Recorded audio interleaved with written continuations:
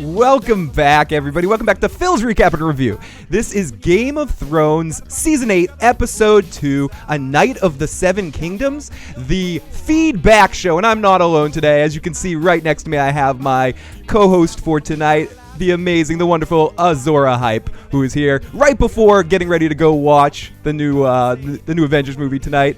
He's primed and ready. I have him to take all your feedback questions that you left me this week. We have some voicemails. You can still leave a voicemail right now at 781-990-8509. You can also email me at igotissuesman@gmail.com if you can't leave a voicemail right now, or text that number. You can jump in the live fucking chat if you want to do that. And we have all of the motherfucking chatters in there right now. I see you guys: Zancy, X Factor, Pick of Destiny, SM Down J.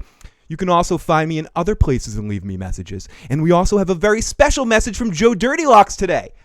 But as I mentioned, I'm not alone. I have with me Kyle from Azor Ahype. How are you doing today, Kyle? Man, it's been a super fun Game of Thrones season so far. And thanks for having me, Phil. We haven't done this in a while, so this is really exciting. I'm happy to be back. You know, I think the last time we collabed was Con of Thrones. Yeah, I believe it was that, and it's going to be a fun year again. As I mentioned to Kyle before, I'm coming back again this year. If anyone wants to say hi to me, make sure. You're coming on the Friday and Saturday, right? Yeah, I will be there just Friday and Saturday.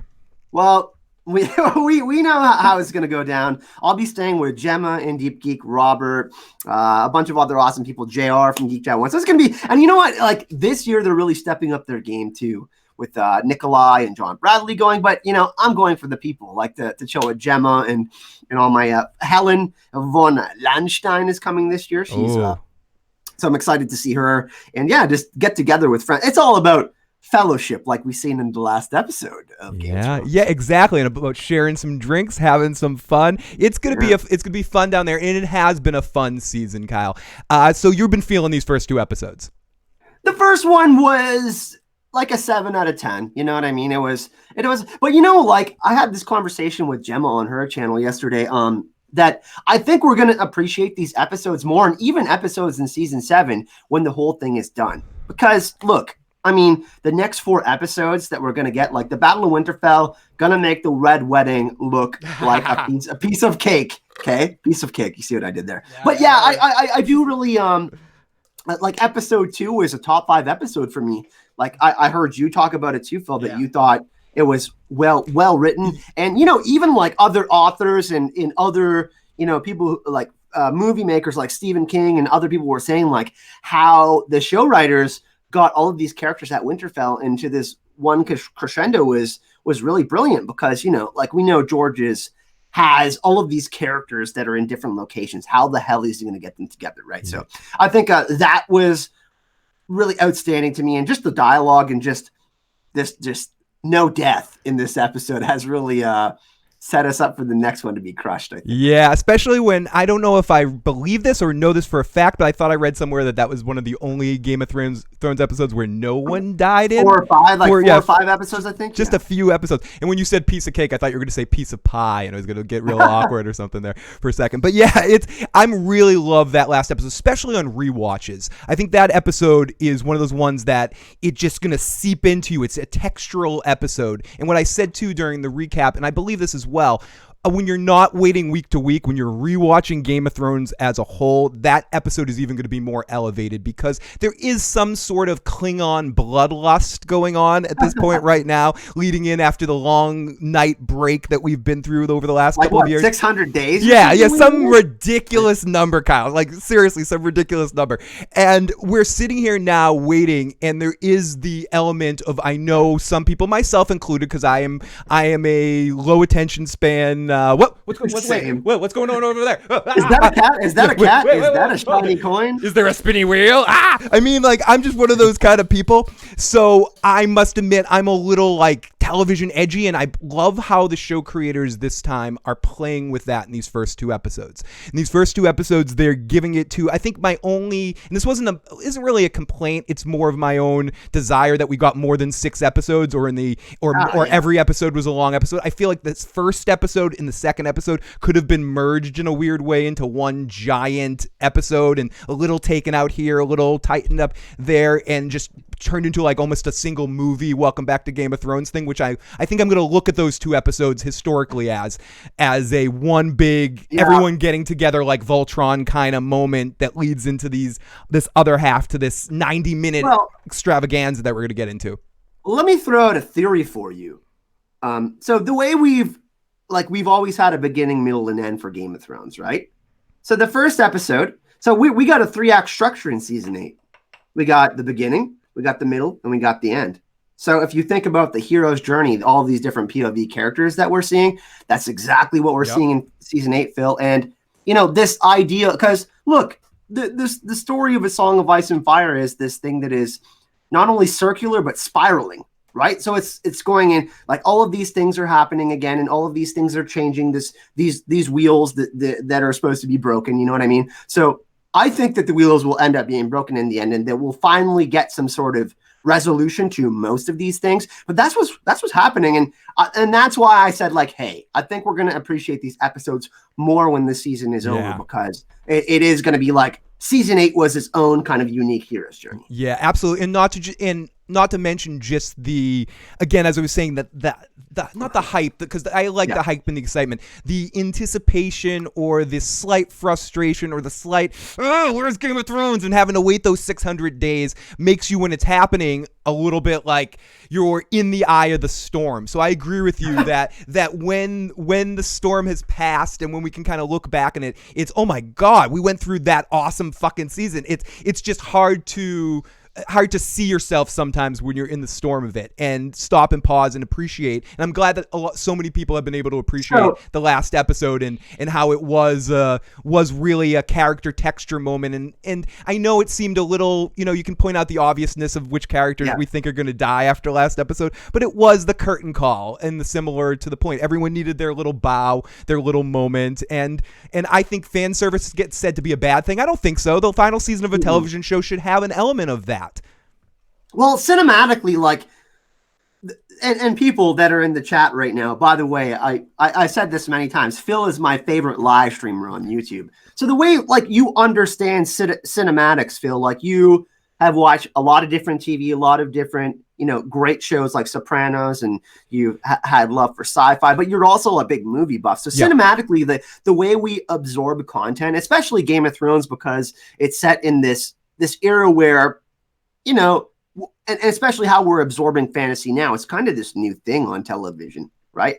But I mean, we've had other shows that are fantasy, but not in the way that it's a spectacle like a Star Wars or a Marvel, right? So this is kind of the first breed of its kind. Not to mention, just to back up your point, not even to mention, same with it being episodic. For so long in television, the way you took episodic type things was soap operas. So it's a take, and I'm not saying Game of Thrones is a soap opera. I mean the way that the episode leads into a bigger storyline. So it's unique in that way too. There's a thread through each episode, like you're saying, but also a thread that goes out through the whole season. So and since we have so many POV characters, like, all of these other shows don't have like 10 main characters, right? Like, and the thing is the beauty about it is you can connect to each one because they all have their own values and characteristics that are that you're able to connect with in your own way. So I think that, this final season obviously it's going to be hard when it's all over, but I think, just like, for example, the battle in the next episode, Phil,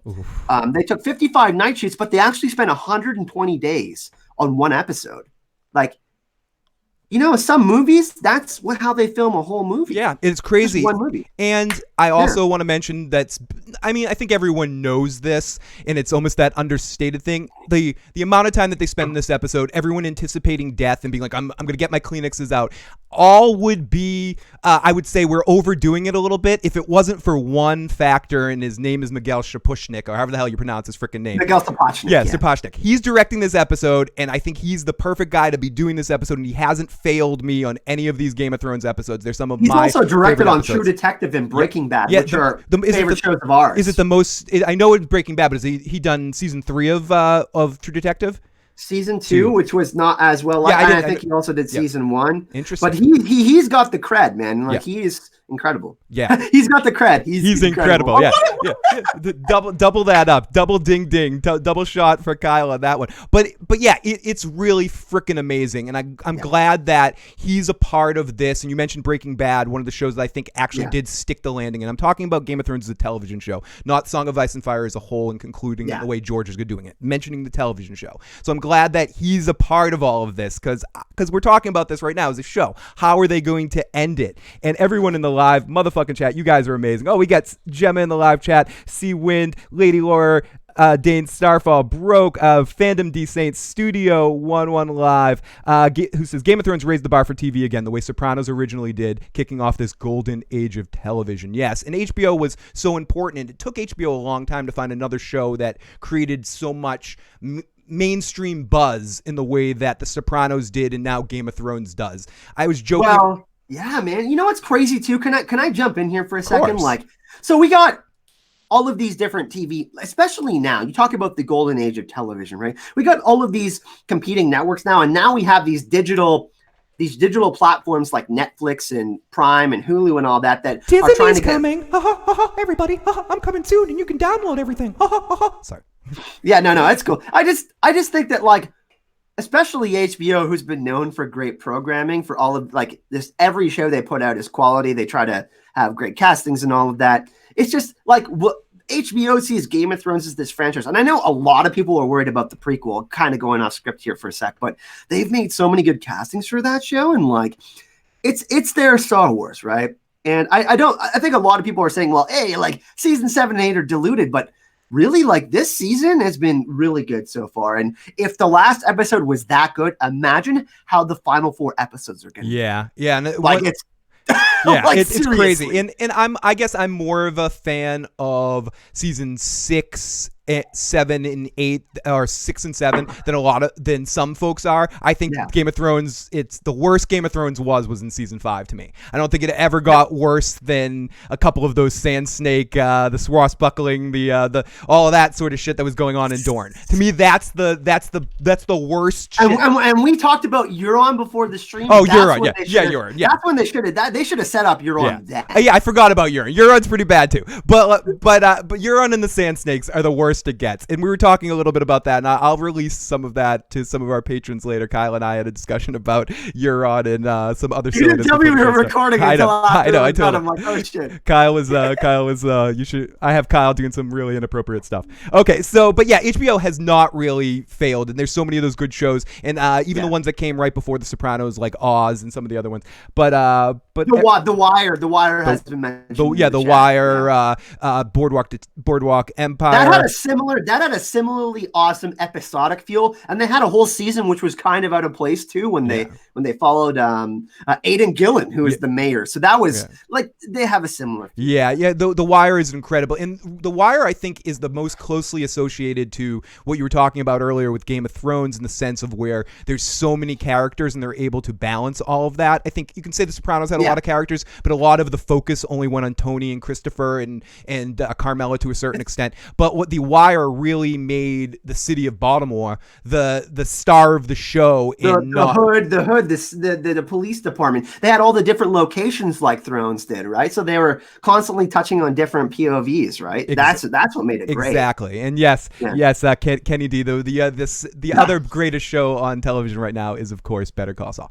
And my dream scenario is somehow Vince Gilligan gets his hands on one of the Game of Thrones prequel series. I will literally come in my pants. An episode? Or either an episode or just give him control. Let him make the Dunk and Egg series.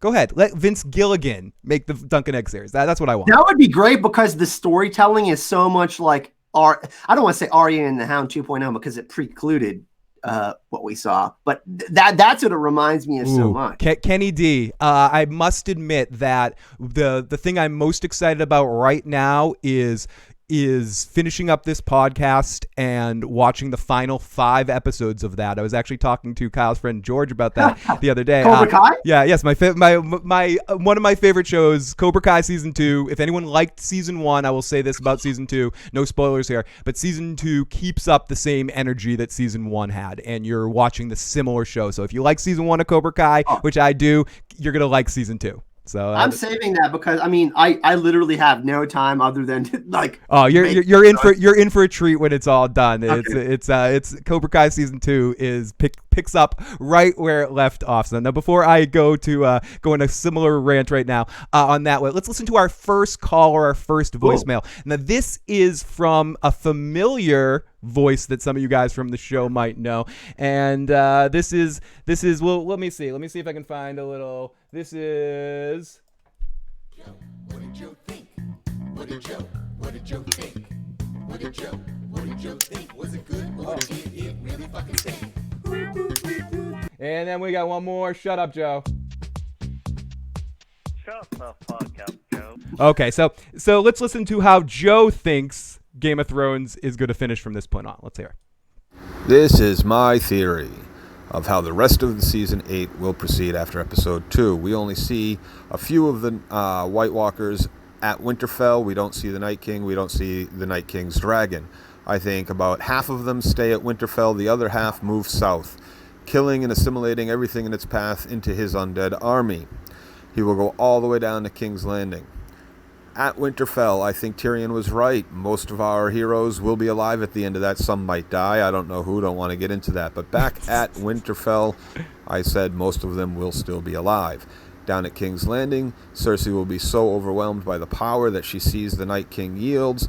She will gladly hand over most of her city to become part of the undead army. She will also give over her unborn child and herself to the Night King to become the Night King's Night Queen. Also, the Night King will then have an unborn baby inside her that is fully white, just like he turns Craster's born children. I think they will then head north. Followed behind him, I think, will be the Dornish army coming in from the west. Headed east will be Asha, after having been victorious against Euron and taking back the rest of the Iron Fleet and the rest of the Iron Island people, and moving east. I think that Aegon and Dany will be headed south after being victorious in Winterfell. It'll all hit around Harrenhal. When they get to Harrenhal, I think Jaime's going to plunge his sword through Cersei's belly, killing her and the unborn child. When it removes the sword, it will be on fire. He'll then strike down with great vengeance and furious anger the Night King. The Night King will die. He will be the prince that was promised, Jaime Lannister. At that point, or during all of this, of course, I believe that Dany and Aegon on their dragons will melt the rest of Harrenhal to the ground, along with the rest of the undead army, smashing the wheel, breaking the wheel that is the undead army coming back. I'm going to play the end of Joe's message, but I want to echo what Shannon said. This is a lot of information. Echo over and over and over and over again over thousands of years, and just being relegated to the north and not actually being crushed and defeated.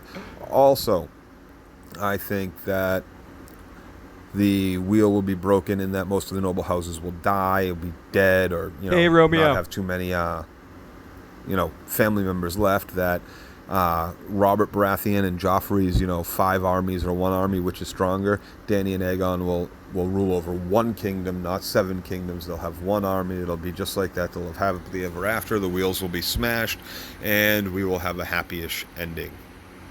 And yes, we do need breaks in that if it was a normal question, but Joe being a co-host of the show, I kind of just wanted to play his whole message right there.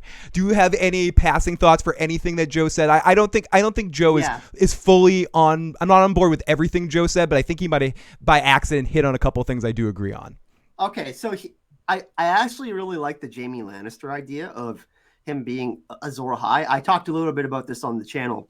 Well, I think there's multiple figures that are going to have moments like that, but listen to this. Jaime enabled Bran to be the 3-eyed raven in the very first episode of the series when he pushed him out the tower. Let me throw this at you. The things I do for love 3 times. Azor Ahype forges his sword. In the books it talks about in water. He douses the fire of the Mad King. Then, secondly, in the heart of a lion. So he loses, he saves Cersei, right? And then third, his wife. So he has to repeat the cycle of going to kill the person he cared about the most, Cersei, who is on the Iron Throne like the Mad King was. Now, the prince that was promised, okay, this is the prince that was promised and princess that was promised prophecy, Jenny's song, which we had in the last episode. It's interesting that they chose to play that. It's a story about both Rhaegar and Lyanna, but also Jon and Daenerys' arcs in having to in their songs being a song of ice and fire. So I think I in the original outline, George has Jon and Dany surviving. I think that's where they're going to go with it. They're going to melt down the Iron Throne, make an iron table or something. You know, people like Sansa, Samwell, Brienne, and people, they'll have some sort of like Arthurian council. So I like those parts of what Joe says. I actually think that they're going to lose at Winterfell, though. We didn't see the Army of the Dead, we didn't see Cersei in episode 2. I think there might be a chance that Cersei is stupid enough to backstab everyone at Winterfell with the Golden Company, like right at the end of episode 3, fucking the people over after they're winning against the Army of the Dead, and then they have to flee through the crypts. Yeah, get out of there, go to the Iron Islands or something like that. So what I think about what Joe is saying, I think Joe has a little bit of interest, but I also think they lose at Winterfell, and I'm not putting so much credit in previews or some of the hype for season 8 beforehand, but I do want to mention that one preview that we saw that showed everything going through Winterfell with the abandoned weapons and items of everybody, where it was all cold and you could see the abandoned Winterfell. I don't think that was obviously images from the season, but I think there was some thematic value to that than what we saw. Well, what's really interesting about that is George R. R. Martin's original outline was Jon Snow, Daenerys, Bran, Arya, and Tyrion surviving. It all had an item attached to those characters plus Jaime Lannister. Yep. I only think maybe one or two of those characters die out of that aftermath teaser. But I found that interesting because I think they're trying to just to show you and get that kind of feeling. So I do think that a lot of people are going to go in this episode, and I do think we're going to see the Night King in this episode. But I do think he might flee, or it's not going to be what we expect. That's what I love about Game of Thrones. That's what I loved about Breaking Bad. That's what I love about great television shows, when they give us stuff we don't expect. And we got a couple of super chats I want to hit in the live chat. Angel B says, Angel B in the house, episode 2 has made my top 3s. I've rewatched it more times than I spent watching season 7.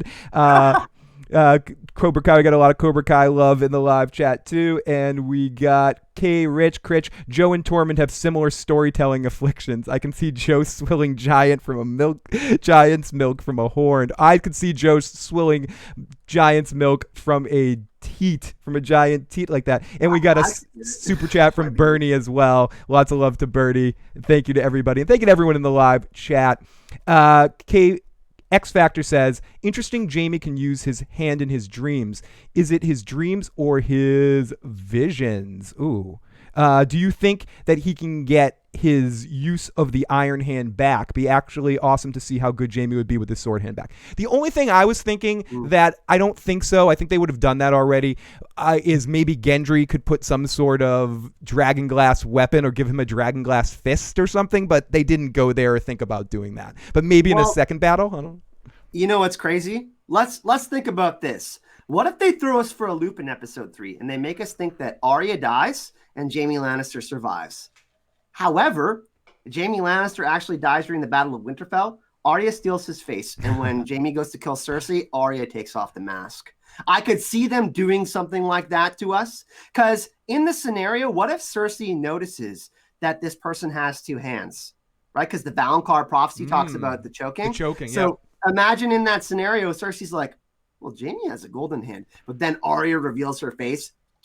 Arya kills Cersei. That would be nuts. I don't think it's gonna happen. I still think that Jaime's gonna kill her. No, and me too. But stuff like that's fun to think about. Yeah. I have no problem going down rabbit holes like that and enjoying the amazing thoughts of those things happening. But really, I hope more than anything that Jaime gets to kill Cersei. I think that would be the most satisfying thing that could happen all frickin' season long. Euron kills Bran because he's jealous that the Three-Eyed Raven picked him instead of... SJ, I love that. Oh my goodness. And thank you to everyone. Oh, we got Pete Easy in the live chat. I'm in work, but mad love for Phil and Hype. Great to see Gemma in the live chat I too. think someone said you had a voicemail. Someone sent one in. Oh yes, we do. We have a bunch of voicemails. I think Jay left one. I think we got a few more here. So let me go down here. This a couple of these are from the other night, so some of them might be addressed for Joe and I. But here we go. This is from area code 774. Wait, oh no, do I have it on text messages? Do I have it on voicemails? I'm wrong, Kyle. I screwed up. I fucking screwed up already. So this is from M. Let's listen to this. Hey, Phil. Hey, Joe. This is Trisha, or M. Hi, whatever. Kyle. I am watching your latest video, your latest feedback show, and I haven't been able to actually watch live and be in the motherfucking chat because my husband gets off at 10 o'clock, and I'm watching it with him while you guys are on. But I do watch. I do catch up. And I just got to say, I was not ready for Arya side butthole. I was not ready. Like, that's like seeing your little sister. Like, that's like catching your little sister fucking some stranger. It's just, I was not prepared. I was not ready for it. And my feelings are hurt in some sort of way. So, yeah, I don't know about that. So that kind of makes me want Gendry to die. But I keep hearing you guys talking about, Arya's running away from zombie Gendry and all that. Okay. But you got to think, they're sending all of these people down to the Crypts of Winterfell. Now, before I'm gonna play the rest of the message, but Kyle, do you think back to like who Arya's running from? There was some talk on the show that what she could have been running from was a zombie brought back to life, a white Gendry. Well, Phil, it just so happens that 2 weeks ago I released a video where I lightened the shot in the trailer, and I actually discovered who's running behind Arya. Now, some people think that I photoshopped this image. I did not. All I did was continue to lighten it and work it. So, Phil. So you can find Kyle's channel's link to Kyle's channel in the description box of this video. Go check out Kyle's channel and watch that video and come back. But okay, so check this out. What has Arya been talking about this season so far? She's referenced death how many times now? And her story, her story in Bravos, just in general, has been leading up to this. The Night King, I'm not saying he's running, but the Night King is fucking behind Arya Stark. Ooh, okay. And you know what? So here's the thing. The Night King has Dragonglass in his chest. That weapon that she has is not going to work on him. And she has a Valyrian steel dagger. And she's going to realize that she made a mistake. Now, the even crazier thing is that Bran gave her that dagger, and he knew that this fucking moment was going to happen, Phil, and their plan fails. Ooh. I cannot wait. Bernie says it seriously does look like the Night King. Arya's got some, Leah Hall. We got some love going on for that scene too, and lots of love for Kyle. So make sure you check out that video to see more, hear more what Kyle thinks about this. Winterfell are chock full of dead fucking Starks, and the Night King is coming. You imagine if he raises every dead Stark buried in the Crypts of Winterfell? You're gonna have dead Ned Stark, like, holding his head under his arm like some Monty Python joke or some shit.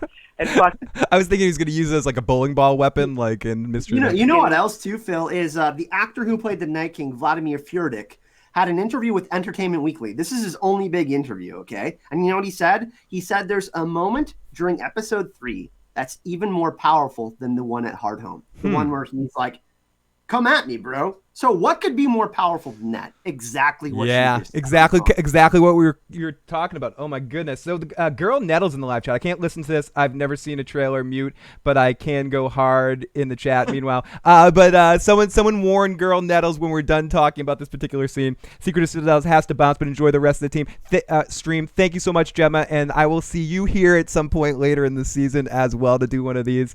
Awesome Eyes. So you know how Bran's been marked by the Night King, and I think that means the magic of the wall was dispelled when Bran went south of the wall. Bran the Builder made the wall, and Bran as well. Dead dust. Everyone. Okay, so let's listen to the end of M's message, and then we've got some more voicemails to play as well. like dead Rickon and dead Lyanna and like skeletons of like old ass Starks. Like, you got to imagine seeing your dead dad holding his head, running after you. I think that's totally enough to make Arya shit herself. I don't know. What do you think? What do you think? I mean, I think we talked about this. I think we. Well, yeah. Yeah, I think Kyle mentioned what he knows, but I think there's a few things. I think something like that definitely would make Arya shit her pants as well. But I think the thing that would make Arya shit her pants the most, just to kind of back up to what Kyle was saying or his speculation here, is facing up against something she absolutely can't stop. Trying her best and being in a position where she can't win. That would freak her the fuck out. She's so cocky right now. She thinks she cannot be beat right now, and she needs to be humbled. And that's what Game of Thrones plays with expectations, and I hope that's what they've been doing for a few seasons with her, building her up for a huge fall here. You want me to blow your mind right now? Do it. Okay, so the scene with Davos and the little girl, and also that guy who said he's cowardly, we talked about this last night in the stream. So we talked about it maybe being Melisandre, but that person said they would guard the crypts.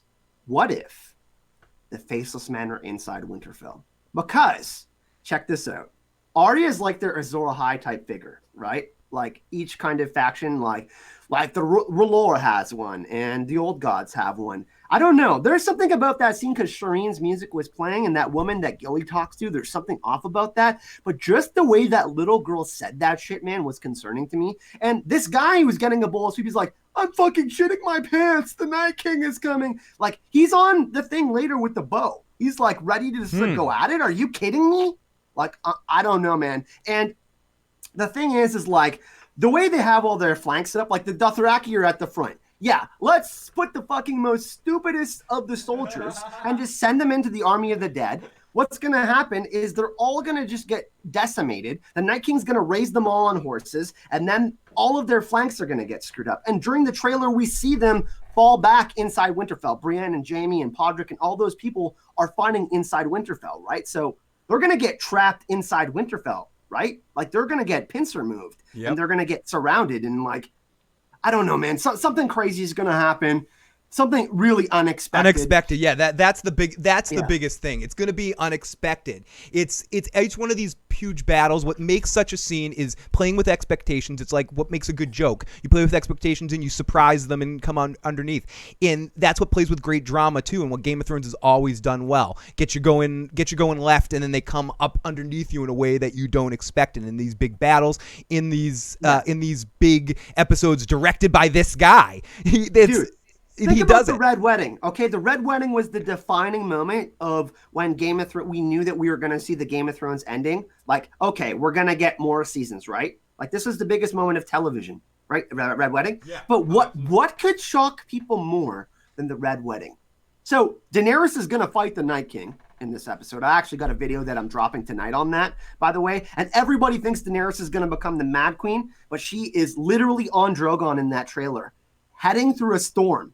And there's gonna be a dance of dragons with the Night King and Daenerys in this episode. Do you know how insane that is gonna be, dude? Oh. The Mother of Dragons and the Night King on dragons fighting each other. That's what John is looking at. He's like, Daenerys is gonna die. Oh, it's gonna be so much fun. I cannot wait for this episode. 83 minutes of pure fucking joy of television. Hey, Theodore in the live chat. Let's take another voicemail. This is from right now. So this is from area code 920. This is area code 920.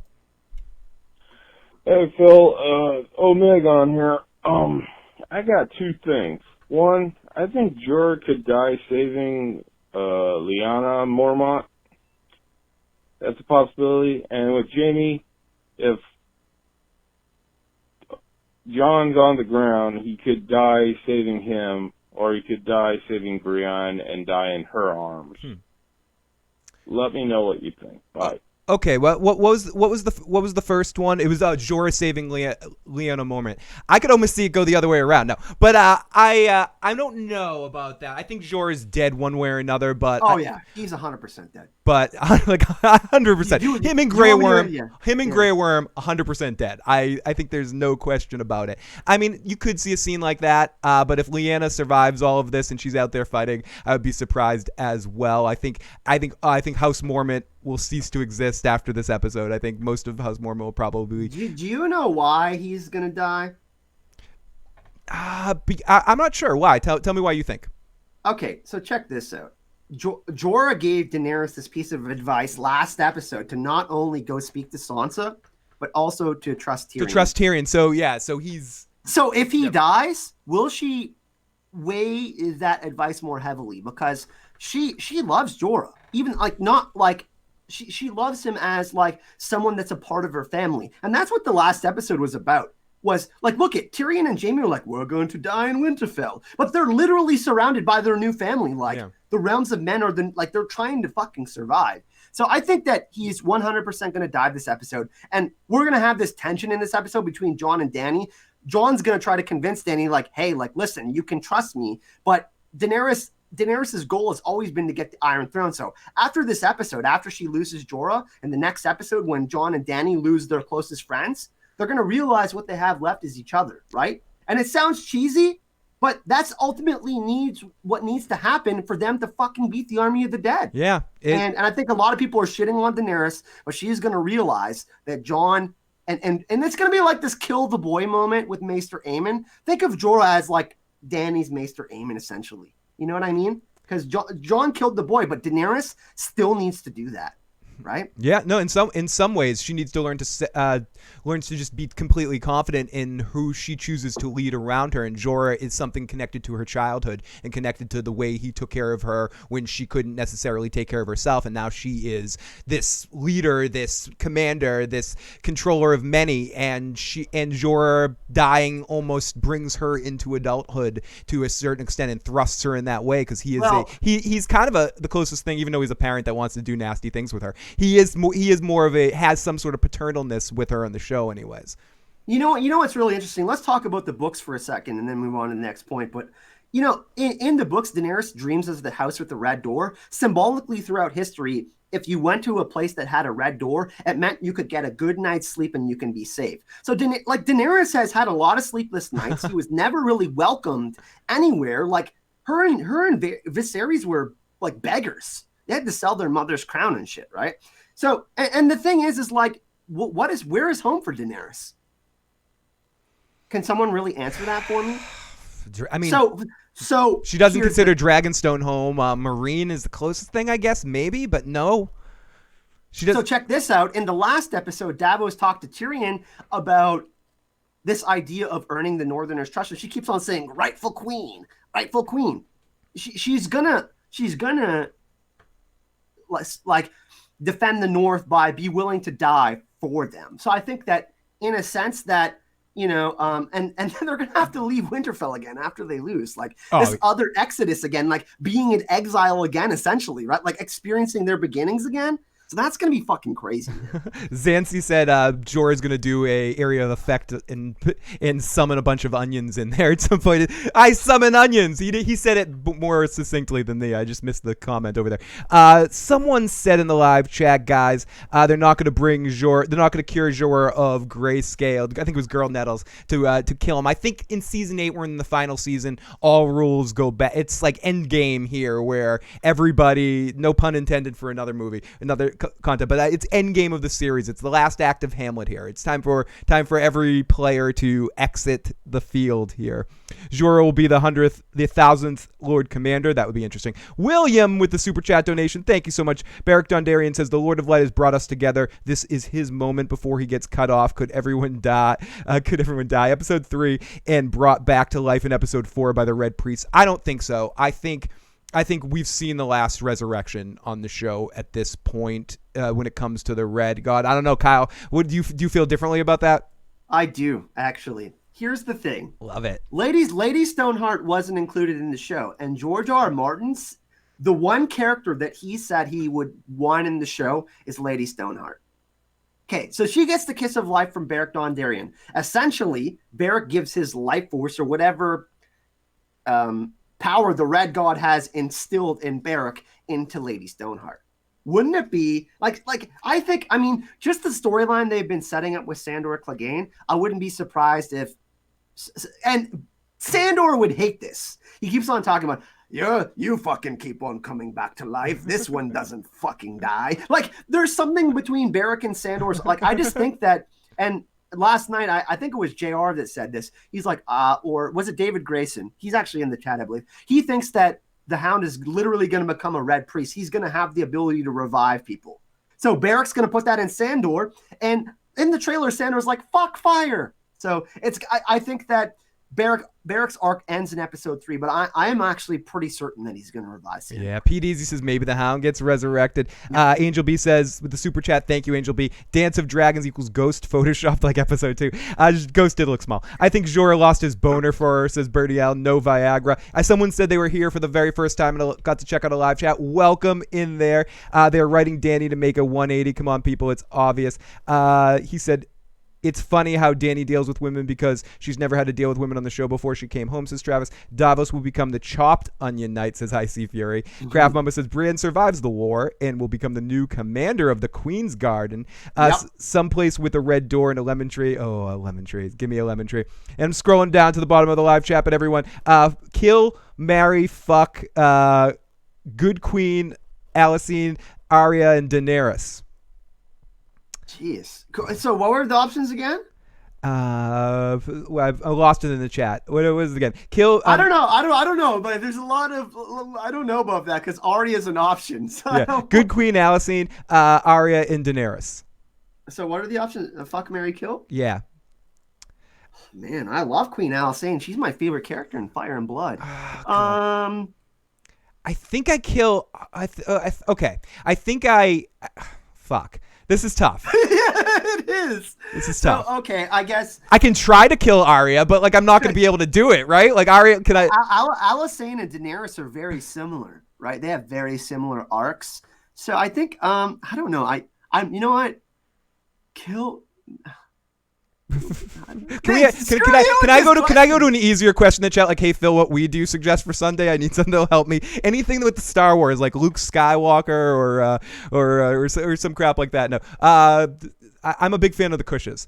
Kyle, does the three-eyed raven have to be a green seer? Could Sam become a replacement for Bran? He doesn't have to be. He is a green seer. Yeah. So why do we think he was beyond the wall like that? First of all, waiting for a draft. Like, he could have killed Jon and all of them right there. I have a stupid question. Does the three-eyed raven sleep? I don't know. Does he sleep? Yes. And does he dream when he sleeps? Does he dream of nothing? Okay, but fuck, marry, kill. Okay, so I'll be decisive here. I will try to kill Daenerys. No, I will kill Daenerys and take her dragons, and then I will fuck Arya. Oh, did I say that? And I would marry Queen Alicent. Arya's loves adventures, man.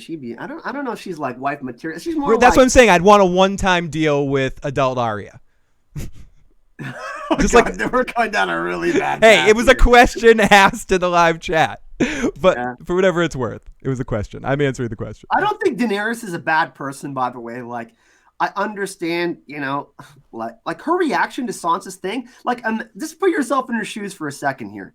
Imagine for your 7 seasons, you're like, okay, gonna get the Iron Throne. Then you choose to support Jon, and you even go beyond the wall to save their fucking asses. And then, I'm not saying I liked her reaction to the sovereignty of the North deal, but I'm just saying I understand it. Yeah, and I think people are way overreacting about it. I don't know. I guess I would probably, I don't know, Emilia Clarke, Daenerys. I would marry Daenerys. Okay, marry Daenerys.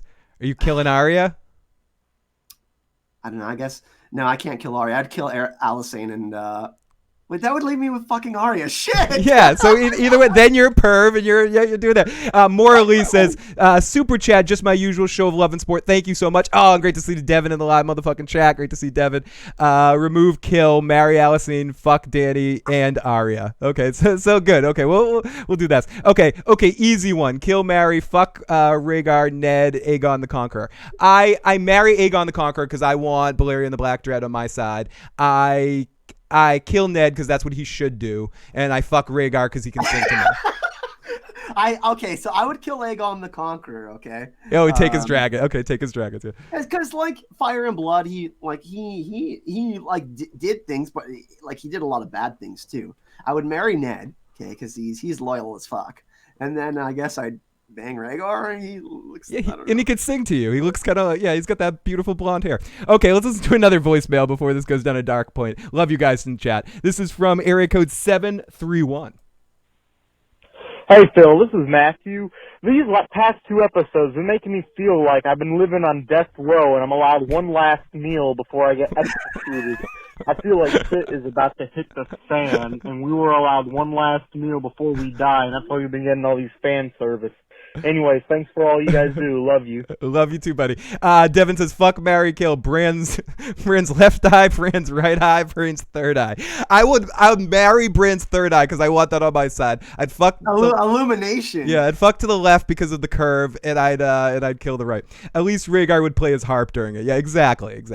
So let's play another voicemail. This is from our good buddy Jay. Let's play this from Jay.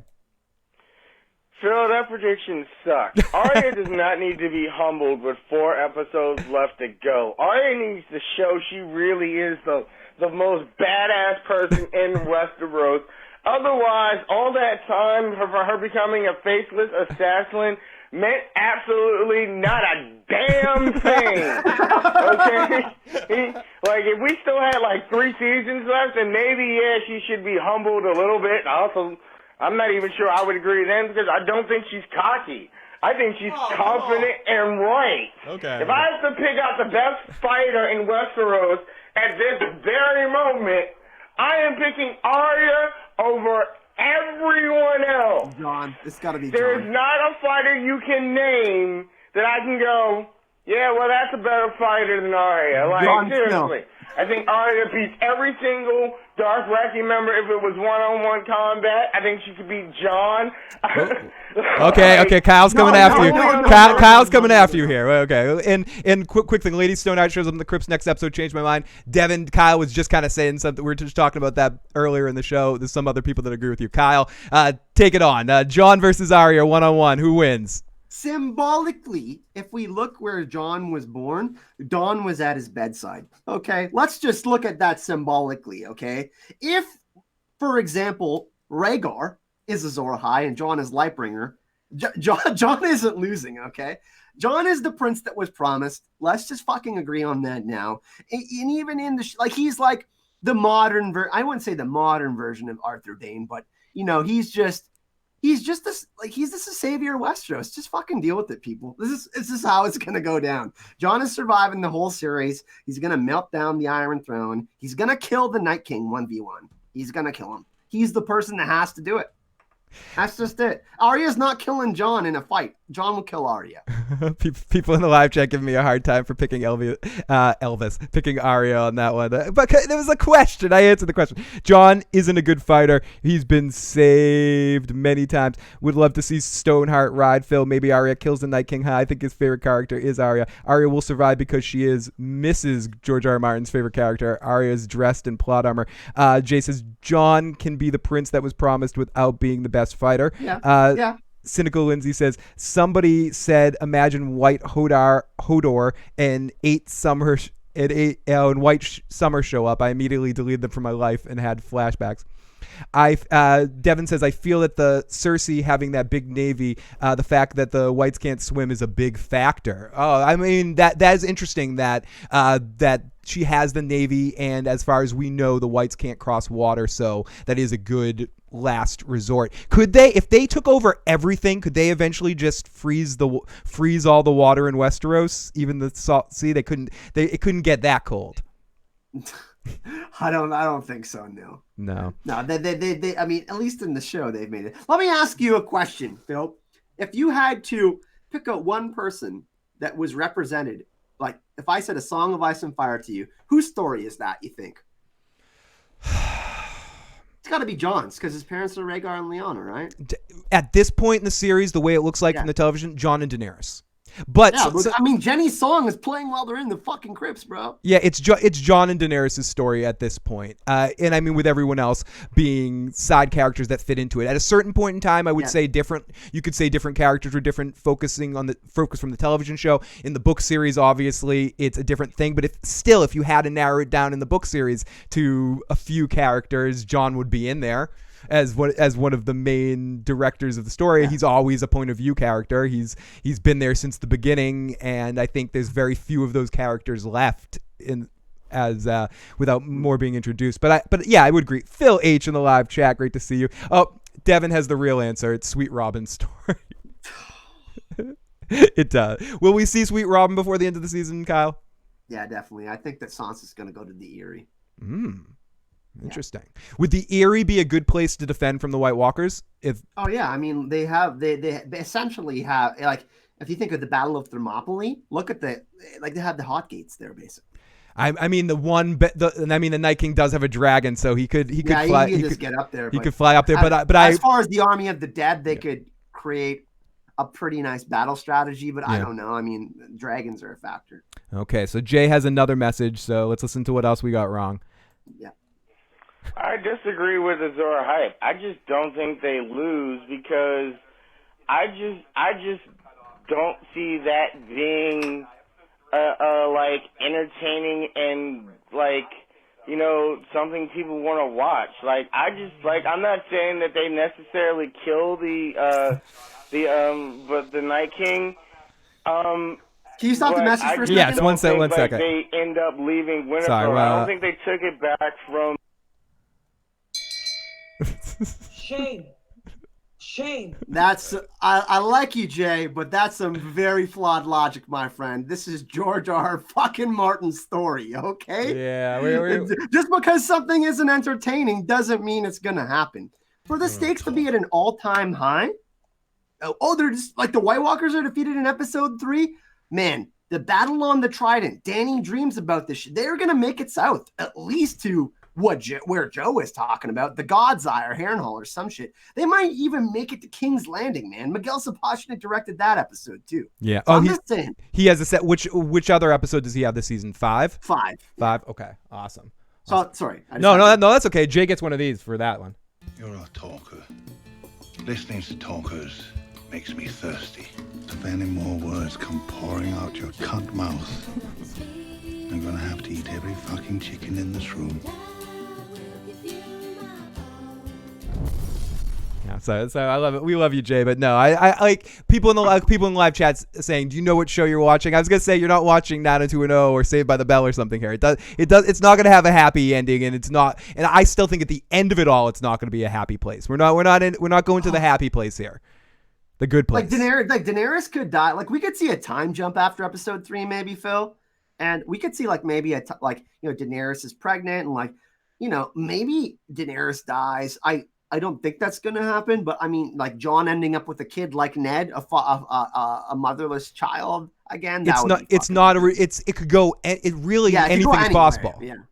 Hey, Analysis of the Thrones, great to see you. Let's listen to another message from our good buddy Pete's live music. Hey, Phil, loving the show. Hey, I was just thinking, with all the times that Jon Snow has said we have to burn the bodies, he knows that the bodies can get resurrected. Wouldn't you think he would have thought ahead about the bodies in the crypt and like done something to extra seal up the crypts? I mean, I don't know if you like chain a door closed or no. Instead, they're having everyone go down there for safety. Is this just foolhardy that no one is? Did they mention that shit last night? Like 5. Is this just foolhardy that no one is smart enough to realize that there's dead people in the crypts? And that the Night King can raise, or that any of the Whites can raise dead people. I mean, excuse me, any of the White Walkers can raise dead people. You know, in the books too, when Bran and all of them and Rickon, they go with Osha and Hodor, they take a couple of the iron swords off the off the crypts. So, and iron being symbolic into like locking the spirits in their tombs type of deal. So we didn't get that exposition in the show, Phil, but certainly that could happen. Someone says if this was 90210, people wouldn't be freaking out about Arya having sex. Time jump to Tyrion and Sansa scissoring in the Godswoods. I would not be surprised. The Hound is the one true king. Fight me over a chicken. I dare you. No, because the White Walkers win, Phil. My next message is a rebuttal to Azor Ahype. Okay, so we got a rebuttal for the rebuttal. Me. Oh no, it's coming. It's coming. Don't pull. We got a J battle going on here, and let's listen to the end of Pete's live music over a lid or whatever's going on. But like, wouldn't the first thing you do be to go to all the bodies down in the crypts and seal those things up so that whatever's inside, if it gets resurrected, it can't get out? Does that make sense? I don't know. We'll have to see what happens. I'm thinking there's some old Starks coming back. So it's gonna be very interesting to see this. So we got two more voicemails here, and one of them is Jay's, and then Jay's rebuttal to you. So this is from area code 845. Hey Phil, hey Kyle, it's Bernie. So listen, I know we're going to the Vale because we have to look at Bronze John Royce and that fucking breastplate that's the size of a goddamn VW bug. So we're seeing that guy for a reason. Anyway, peace. Love you guys.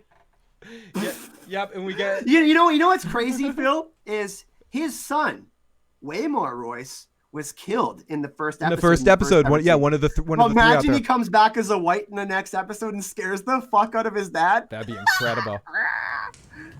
That'd be hilarious. What is? Oh, sorry. This is a voicemail from Daenerys. No. You don't know me well, Your Grace. Oh no, from Brienne of Tarth. Wait, what do you have to say?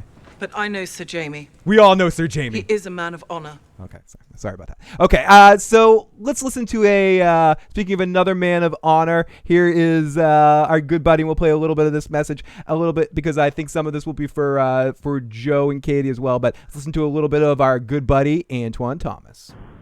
Hello, Phil, this is Antoine. I have a question for you and the special guest on your show right now. I told you about the book Fire and Blood, which is a book that tells you about the history of the Targaryens, and I'm very curious. I don't know about the others, but I'm very curious about where the Targaryen bloodline lives. And I told you about, there are going to be a lot of Targaryen kings and queens after Jon Snow and Daenerys Targaryen, but I need the special guest and Timo 30's opinion on this because I'm interested to know this and knows that the Targaryens are going to forge a new future. And I know that I got a good answer for this. Stuff has happened. There's been a lot of drama during the Targaryen lineage, but we had the Blackfire Rebellion. We had the situation with the Mad King. We had a misunderstanding between of Rhaegar and Lyanna, which Robert Baratheon lied under oath. Oh, the message ended up getting cut off there a little bit. There, I can see that it went on a little bit longer, but we got a little. I'm going to be real brief about this. Do it. And I'm just going to crush it. House of the Undying scene when Daenerys is in the throne room. The stained glass has a blue rose in it. That is symbolic of Rhaegar and Lyanna's son. And Snow is also on the throne. But in the books, Snow is capitalized. So I think there's something big there. But listen, Aegon the Conqueror built this Iron Throne. He had this idea of gathering all these swords of the realm and putting it in one place to unify all these kingdoms, right? Jon is doing the same thing for a different reason, which means breaking the wheel, they have to melt the shit down. The first, Aegon the Conqueror built the Iron Throne. The sixth, Jon will melt it down. And the thing is I actually, in the show, all the different Aegons have been mixed up, but him being announced as the sixth one is interesting. I thought he would be the seventh because seventh is a number of completion. Yep. But I think that Jon and Daenerys, the story is all about unification. And I think that they're going to melt down the Iron Throne. So Aegon Yeah, I get you. And Aegon built the Iron Throne. Aegon will melt it down. Symbolically, it will be tied up. Interesting. Oh, not my hot pie. I think the swords in the laps and the crypts will keep the dead from rising, says Smokey the Bear Liflair. And that's interesting. The Hodor thing is happening. We're gonna see some Hodor. So we got Jay's rebuttal, and then we got another voicemail for us. Shit. Here we go. I still love you, Jay, by the way. Here's a Jay's rebuttal. Here we go. Poison pinup. Jon is the Messiah of Westeros. The Neo. Okay, here's where you're wrong, Azor Ahype. It's not George R. Martin's story in these last seasons. It's Dan and Dave's story. You know how... Okay, here's where you're wrong, Azor Ahype.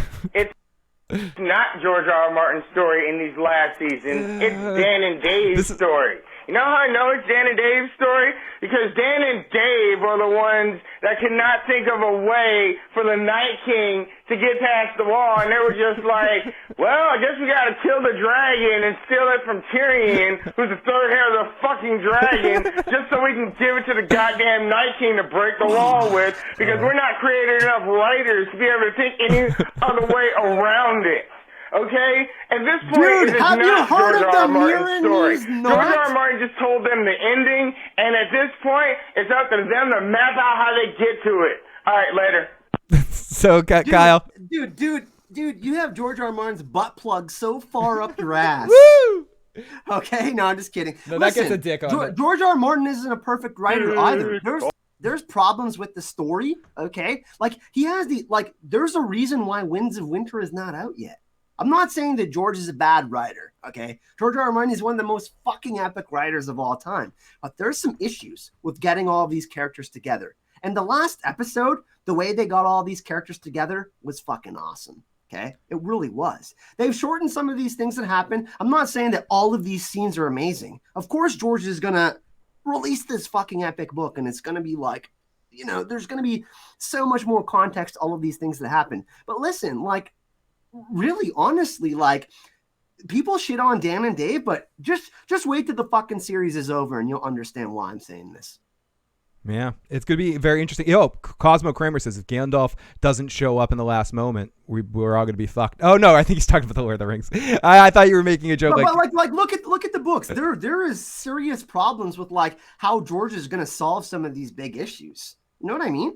He's expanded the story, inserting Aegon into the story. That's another whole, Dance of Dragons 2.0. Okay, how do you solve that? And, then, is Cersei going to get the Iron Throne? And then there's Euron, and then all these things, man. I don't know how George is going to wrap it up. It's going to be insane. Yeah, I know. I agree. And this isn't anything against him. He's an amazing writer, incredible, but he is locking himself in a couple of traps there with the writing, which causes him to probably go in a direction and be like, this doesn't work, and trash a bunch of stuff and go back and do it again and go back and do it again. I'm not trashing George, by the way. I'm just I don't think you are, but it's worth just noting that the story is at a very complex point in the book right now, and it can make sense why it's taking him this long to figure this all out, because there's a lot of avenues that reach brick walls. I think I've heard him talk about this. The last book will be a lot easier for him once he's figured out some of these things in Winds of Winter, but I think I agree with that. I think you're going to see spring a lot soon, and people are like, you're an idiot, Phil. But no,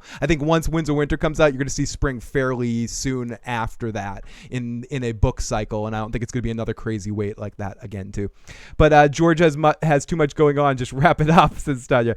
Okay, so let's listen to. Oh, we got a couple more voicemails here popping on in Kyle, and we can keep Kyle on for a little while longer, as I know he has a big evening later tonight. But we'll try to get to as many of the voicemails as we have.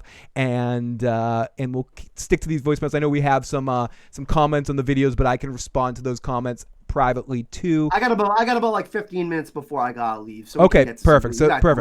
Perfect. So we'll stop around a little after 4:30. So we'll start to wrap things up. So let's listen to a couple more voicemails here and go into a little bit. Hey guys. I'm pretty optimistic. I think the third episode the living's gonna win.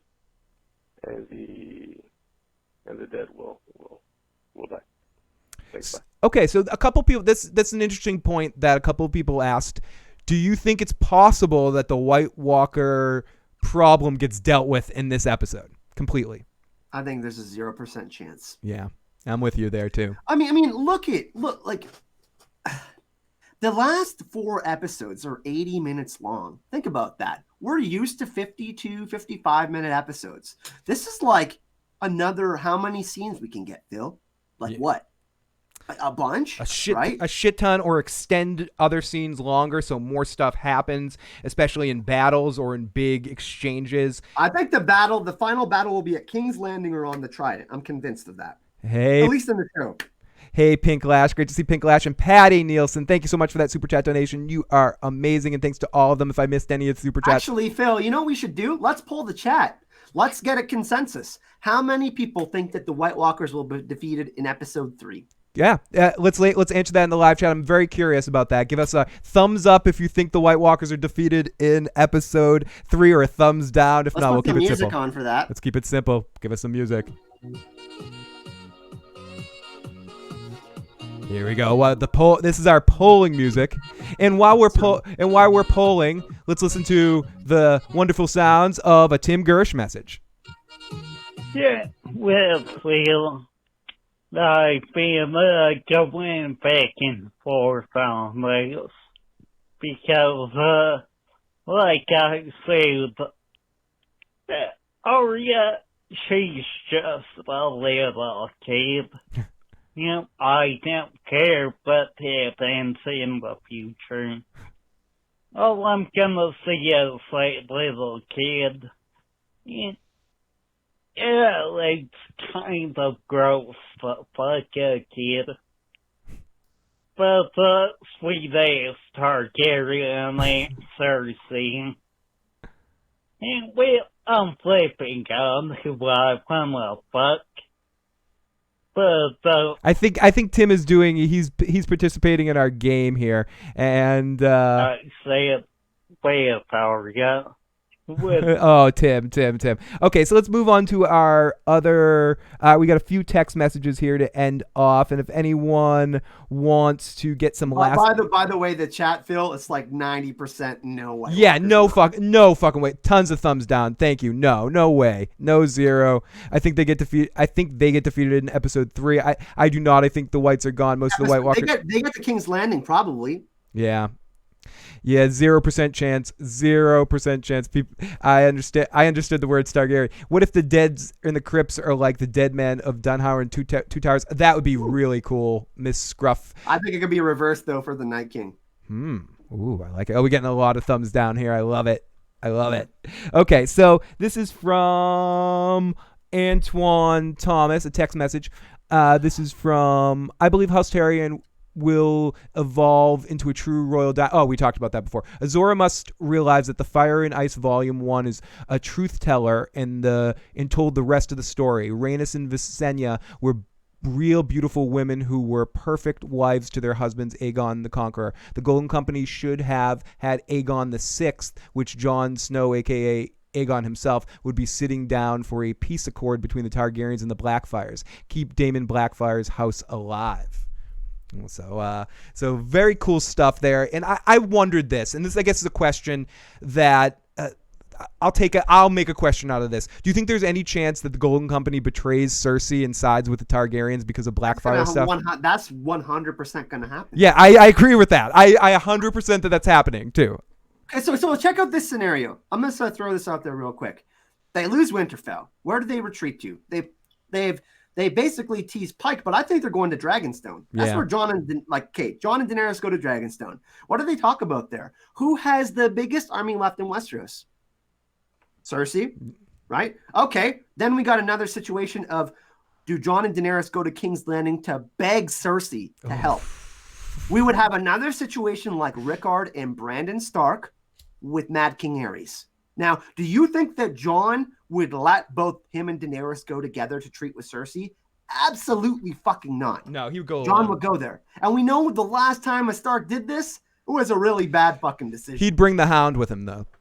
So what I think is going to happen is Jon could maybe get captured and Daenerys is like fire and blood on that shit and like goes and saves him or something. I could see the reverse happening or something. I don't know. Maybe Daenerys saves Jon again. But either way, like, I don't know. I see a scenario where they try to convince Cersei again. She's closing the gates of King's Landing like Mad King Aerys did. Listen, evacuate the city. If the Night King gets 1 million people, we're fucked. Living on a Prayer says Danny will be dead by then. Is Bronn in on the next episode? Do we see Bronn in the next episode? Yeah. Yeah, definitely. I think he shows up as well too. I don't know. I think he probably dies. What is the death count next episode? I think over 5. I'm not going to pick a specific number. I'm going to say 10. 10, says Kyle. The aftermath of the Battle of Winterfell will be a mess to be cleaned up in the 3 remaining episodes. Harris Strickland gets together with Sansa. They become a cute couple. Will the Golden Company ditch Cersei instead of supporting the phrase? Yeah. I left one more message for Azor Ahype before we end. Okay, so we're going to take a couple of these text messages and then end on Jay's message, as I know Kyle needs to get ready for his Avengers evening. So which I am jealous that he's going to get to see it tonight. So from 9 Nichols, can we talk about the giants in the Night King's army? One of them has a large bow. Will that be used to possibly take down a dragon? Well, I mean, weirwood arrows apparently affect dragons, which is interesting. Gemma Secrets of the Citadel has an awesome theory video on how she thinks that Arya might be the one to take down Viserion. So that's pretty interesting. Yeah. I mean, you mean the scorpions? The big ones that were showcased when Qyburn shot the big arrow through Balerion the Blackthread's skull? Yeah. Yeah, I don't know. I mean, obviously those would be showcased in King's Landing, right? Like, so Cersei probably has a couple of them. I don't know. It really depends, man. I don't think they're going to have this at Winterfell. They have catapults. Yeah, right? and I mean, could a giant shoot down a dragon with a bow and arrow? I don't think so. I think we saw that what Qyburn put together could get through a dragon, but I don't think as strong as a arrow from a giant is, I don't think it would be strong enough to knock down either Rhaegal or Drogon. Well, the thing that could happen that we could see is the Night King and Dany going at it and one of them gets dismounted. Like, when they do a joust, same thing with being Wouldn't that be interesting? They've teased a few times that Daenerys getting shot off a dragon. What if that's the way Daenerys goes? She's fighting the Night King. That was near Rhaenys' death when in the Hellholt. When she went to Dorne, they never found her body, right? So that'd be interesting. Oh, now so the Thrones, Viva la Sansa! Viva la Sansa! Girl Nettle says, my theory, Dany accidentally burns Sansa. Arya kills Dany in a rage. Jon kills Arya. That's the only thing I can think of that's more shocking than the Red Wedding, Azor Ahype. That's got a 0% chance of happening. 0% chance. David says, will the Golden Company break their first contract when they see the Army of Dead come? I don't know if it's going to be when the Army of the Dead come, but I think they are going to break their first contract here. Well, if Jon goes to meet with Cersei and he's like, I'm Aegon Targaryen, that would make Cersei even more threatened. And then the Golden Company would be like, well, yeah, Cersei, fuck you. Yeah. TDA, great to see you. Okay, so what do we have? Pete's live music says, Phil, remember when Hot Buy called it Winter Hell and Arya corrected him? I'm expecting that that should almost be the title of the 3rd episode, Winter Hell. Expecting a zombie Hot Buy eventually? Who else besides zombie Hodor? No, Hot Buy's a survivor like I. The Hot Buy's not Dolorous Ed and Jon's gonna have to kill him. Ooh, okay. I think that foreshadowed in the last episode where the last one alive burned me. Does Sam survive all of this if he's out there fighting? Sam is gonna write the Song of Ice and Fire. Sam is George R. R. Martin there. That's gonna be the last scene of the series. Ooh. Cersei will promise her baby to the Night King. Joe was saying something like that earlier, Garnet. Okay, do you think there's any chance Cersei promises Cersei tries to make an alliance with the White Walkers? I know there was some speculation before what happened to Littlefinger. I know there were some people in some universe that thought Littlefinger would try to make a bargain. I don't think any of that happens. Said all of human race. Yeah, they don't care. No, that would be like Lex Luthor trying to make a deal with Zod, where it's like Lex Luthor. Yeah, Lex Luthor, ruler of Australia. What do you have to say? No, and it's gonna crush Lex Luthor's puny little head. You can't negotiate with the White Walkers. That's not happening. So not even Cersei might think about it, but she's not going to do it. That's not working. And last one. This is a long one. Let's start off with the logistics. Last time we checked in, the Night's King army was 100,000 strong. As it crossed, Night King won't be at the Battle of Winterfell. Instead, doing what everyone expects of him, his army will take down Winterfell as a distraction. The newly destroyed wall in Season 7 finale, the numbers only got bigger as much as he marched south, taking the Umbers and everyone else living. 100,000 Dothraki screamers are sure to put up a strong fight, but the Night King's army would be at a unheard number by now if he diverged from the main horde on his way to Winterfell, instead raising a dead from Dragonback on his way to King's Landing. So I guess the question is, there's more more going on here about the fight, but I think ultimately I want to go on this question. Will the Night King be at the Battle of Winterfell? Yeah, 100%. Yeah, I agree too. I don't think the Night King... Are you kidding me? He's a Stark. Yeah, he's showing up. He's not missing this fight. I don't know if it'll be revealed that he was the 13th Lord Commander, but remember the first scene we ever saw of the Night King when he got the baby? There's 12 figures behind him, and he's the 13th, right center. So I think he, and look at how many White Walkers are there. Craster has been making sacrifices. I don't know if they're going to go this route, but I think he's the 13th. Yeah, and area code 413, you have a very well-developed plan here, and I don't mean to undercut the rest of your message there, but it's I think the Night King is there, he's got a very interesting strategy here where the Night King raises forces and they would make the biggest episode of all time in television and movie history and not have the Night King at Winterfell? The Night King's going to be there, but he's not doing what they expect him to do. There's going to be something else going on. That dragon's coming in at least expected points. It's not going to work out in the way Bran thinks it's going to work out. The Night King has the one up on him. He's Bran's kryptonite. He has a kibosh on him. He's like Professor X has powers, and you watch Harry Potter before? Yes. You know, Voldemort and Harry are connected. It's the same thing. Yeah, they have the hex. I was going to say as well as Professor X and the Shadow King, I think. Or Cerebro, or where the Shadow King is someone that can just get inside Professor X and control him and just has a one-up on him. I think the Night King has that one-up on Bran and can control him. Not control him. Bran is like a Horcrux now because he's got that mark. Yep. And we're going to start to wrap things up here. And everyone in the live chat, thank you so much. Trial by 7 accepts the people who are buried in the crypts. Dun dun dun, says the Walking David. The Glovers did not show up. That's what happened in Superman 2. Oh, I'm sorry. We do have one more voicemail from Jay. I forgot that. We got to end on our one more for Kyle. Come on, you can't let Kyle end on a happy note. Here we go. It's a longer one too. Here we go. Let's end the show with our good buddy Jay, and then we'll say our goodbyes. There's also other things that need to happen for them to end, for them to Winterfell to lose. Too many other things that have been prophesied still need to happen. Maggie the Frog's prophecy isn't finished. Clegane needs. Okay, before he gets into Clegane Bowl, Maggie the Frog's prophecy.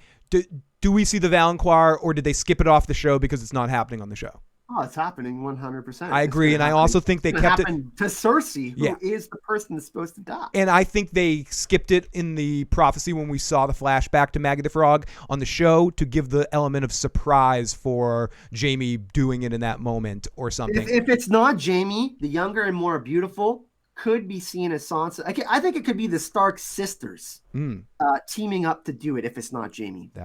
That would... not physically, but it when she's describing it, look at it. Night King will help Cersei raise her babies. Night King will give them a few promo codes. Oh, holy shit. Great to see Tony motherfucking Teflon. Phil is done with the Dawn. See you at the con, brother. Yes, we're going to be at the fucking con and get to party with Tony as well. Great to see Tony in the live motherfucking chat. And let's go on to our. Should we hear? We got to listen to the rest of Jay's message here. And you're saying Clegane Bowl. Will we actually see the battle between the Mountain and the Hound? 1,000%. Yeah, it's happening. Bring it all. Slap that fucking shit all across my face. I want it all. Spray it. It's happening. It's happening. 100%. It's so happening. Happening. Okay. So here you know what I love too is Arya has a spear. I'd love to see her some part be in the Clegane Bowl like Oberyn. She's got that spear like Oberyn now. I don't know. I just see her and the Hound fighting the Mountain together. You crushed. Doing that would be amazing. Yeah. Henry says, what if Ice Dragon goes to King's Landing without the Night King and starts burning down the whole city? Is there a chance that the Night King isn't on the dragon and the dragon's on some other mission? No, we're seeing dragon on dragon battle next episode. Dance of Dragons 2.0 over Winterfell. We're having it. It's doing it. I agree. Bran the Beauty is the younger and more beautiful queen. Azor Ahype. I love that. I like that a lot. I like that a lot too. I like that. Brienne the Beauty. That happen. There's still a battle that needs to go on with Cersei. So I think they finish him off somewhere maybe in mid through episode 4 or something, and then the last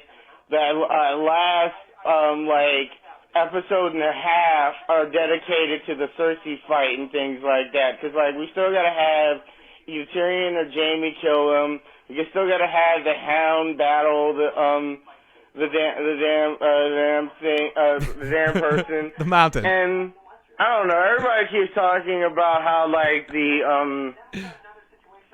the kingdoms might end. I hate the idea of like a medieval times thing going to like presidents and Congress and shit. Like, I like the idea that in medieval times I'm still watching kings and queens. So I just hate that idea. Like, I want someone to actually end up on the Iron Throne and not be like, now this is a democracy. I would be pissed off with that ending. Okay. He's going to be pissed off because this hereditary monarchy that you've seen, even though it'll be Jon and Dany, look, like the Faith of the Seven, like these people that are going to survive, they're going to weigh people's opinions more heavily. Like, it's going to be more of a meritocracy where, gender and like, Brienne being Queensguard and writing Jaime's name in the White Book, like, this idea of like cripples, bastards, and broken things, Phil, being all of these people being able to contribute in some sort of way where it's not just like this one person who has power over everyone. Like I said, Aegon the Conqueror built this Iron Throne, had this idea of power that kind of needs to be broken, right? Yep. So I think that's what they're going to go with it. Jon and Dany are going to melt the Iron Throne. And why is Phil not? Oh, thank you. Why is Phil not got viral? I love this show, but there are other Game of Thrones streamers. They get 30,000. Oh, thank you so much, Barry. I just care about the love and care about getting to connect with all of you guys. So I appreciate being able to connect with all these awesome, huge people that get to come on our show and babble about Game of Thrones. So I'm lucky enough. So, but if you want that to happen, spread the word. Everyone that's in the live chat or people like what we do, spread the word out there. Put us out there.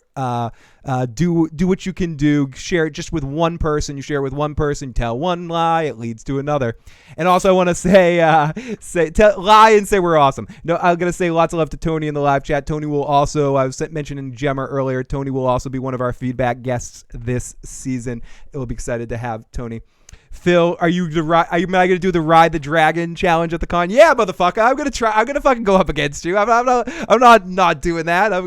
Tony wants to set up ride one of those mechanical bulls, and we're gonna put a dragon head on it. And you're not seeing me do that. I'm not hurting my back. Yeah. Kyle has he has a medical reason not to jump on there. I don't. I don't give. I'll have some drinks though. I'll have some drinks and watch it. Kyle will be the cameraman of that whole situation. That's what's gonna happen. So it's going to be fun this year. Rocking in Nashville. I'm going to be there Thursday evening, Friday evening, and Saturday evening, leaving Sunday morning. So I'm going to be excited. I'm going to be doing some panels on Friday and Saturday as well, and excited to be able to see Kyle and Tony in person again, and lots of my other friends that I met out there. So if you're going to be out there, let me know, and we'll find an opportunity to hang out. I'm also going to try to find a club in Memphis that has an open mic and try to play some drums if that's a possibility. But we'll see. We'll see about that. That's Thursday evening. I'm going to try to find an open mic somewhere. So if anyone's from the Nashville area that knows of open jams on Thursday, private message me at igetissuesman@gmail.com. So I think that's as good as any. If anyone hasn't already, make sure you check out Kyle's channel. You can find the link in the description box below. Kyle is going to see the Avengers movie tonight. So if you want to see a breakdown of that, make sure you stay tuned to Kyle's stuff. And also awesome coverage on Game of Thrones, does live streams as well, does theory videos, lots of stuff, lots of content. So if you haven't already, make sure you check out Azor Ahype. Yeah. Thanks for having me, Phil. Tomorrow I'll be going live at 3 p.m. Eastern Standard Time with Axe Chucker from Watchers on the Wall and a friend of mine. Actually, the guy I got to meet George R. R. Martin in person last summer. His name is Blackfire. So he's going to be on my channel. We're doing a show tomorrow. We're going to talk about the Crypts of Winterfell and then the Battle of Winterfell. So we're really excited about that. Excellent. Kyle, do you think Bram will go back and see how the Night King was defeated the first time? I think that we're gonna see a twist with the wall, probably, maybe. Like if we're gonna get another flashback for sure. I think maybe even two. Do we see the God's Eye? Do we see a flashback of like more about the Night King? I'm not so sure, man. It's gonna be real. Like this episode will tell us a lot, right? Yeah. Because I think, the thing is like there's a possibility that Bran dies in this episode. Because look. This is the last thing I'll throw out there. His conversation with Tyrion, tell me your story. And then Sam saying how important he was to the memory of all the things that are going down. Imagine if the Night King kills Bran in this episode. That would be really fucked up. That would be a really effed up way to end this series. People like keep the party going. Keep going. I gotta go. Unfortunately. Okay, Phil. I will say this about Cobra Kai season 2. Those last 5 episodes are very emotional. One's a real cliffhanger. Oh my goodness. So I might be on. That might be the only thing I might be back on before Sunday to talk about Cobra Kai, to do my quick thoughts when I finish that season tomorrow, and I might be on again soon to babble, but. I do want to start to say our goodbyes. David, Walking David in the live chat. Lots of love to Walking David, Pink Lash, Chrissy, Fritz, Jewel. Can the Three-Eyed Raven transform into Tyrion at the last minute? Then who will take his plans? Sam. We talked a little bit about it earlier. Could Sam take that over? Cynical Lindsay, Phil, Cadigan, and I might be down to do a game of show tomorrow night. Just throwing that out there. Definitely check that out. Check out Cynical Lindsay. Ren Renwood, thank you so much for sharing Tony's channel in the live chat too. Make sure you definitely check out Teflon TV. Kyle's a great dude, says The Walking David. We love The Walking David here on this show as well, and I know Kyle is a big fan. And thank you, Sol. Thank you, Amanda, in the live chat. You're amazing. So, Kyle, where can people find you on Twitter and all of that stuff? Azor Ahype on all social media.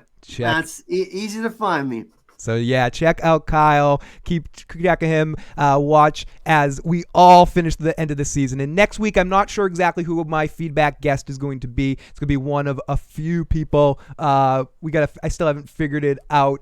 Waiting to hear on one guest that had slated for episode 3, but he hasn't got back to me yet. So if not, I might have to grab someone else at the last minute. So we'll see about that. And then, as I mentioned before, Gemma will be joining us later on in the season as well for a feedback show. And we also got a couple of other interesting, fun guests coming up soon. So, Kyle, I will talk to you very soon, man. Enjoy the Avengers tonight. And I'll talk to you guys in the live motherfucking chat on Sunday night, where Joe Dirtylocks and I talk about another episode. And I might be on before then, too. It cannot Phil's chats are like Jenny songs. We never want to leave. Teflon's a Jets fan. I feel bad for it. Kyle should give us a rendition of Jenny's song before. Kyle did do that on a video before. We got to get Kyle to actually did that. I could sing right now to end it. I mean, let me get Jenny's song lyrics. I don't know them all off the top of my. Okay, here, 1 second. You want me to? I could. Do it, Kyle. Close us out here. And Girl Nettles, you might be right about that. I'm trying to find this. Down in the halls of the kings who are gone. It's okay. So here, let me get this. I wish I had. I did sing in my video. Okay.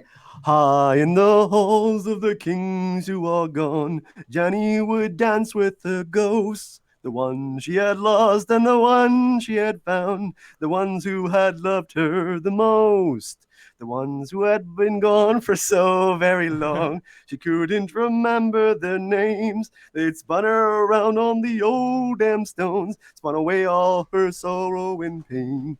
She never wanted to leave, never wanted to leave, never wanted to leave. Okay, that's all I got for you. That was good. Hey, let's hear it for Kyle in the live motherfucking chat. Jojo, awesome. You listen to us from Greece. Lots of love to all of us in the live motherfucking chat. Put your shower cap. Okay, everyone. Sorry. Please don't sing. Put your shower cap on. It'll sound better. Lots of love. Oh no, when's the pod app? Kyle Lisi dropping the next album. Yeah, people love it. Azor Ahype, great content. See you again soon, man. Oh, people loving it. We got applause. We got both ways. Bear in the now they want Bear in the Maiden Fair. Do it. Oh no. Oh god. Oh my god. Oh everyone. Make sure you check out Kyle's channel and talk to you guys next time. Later.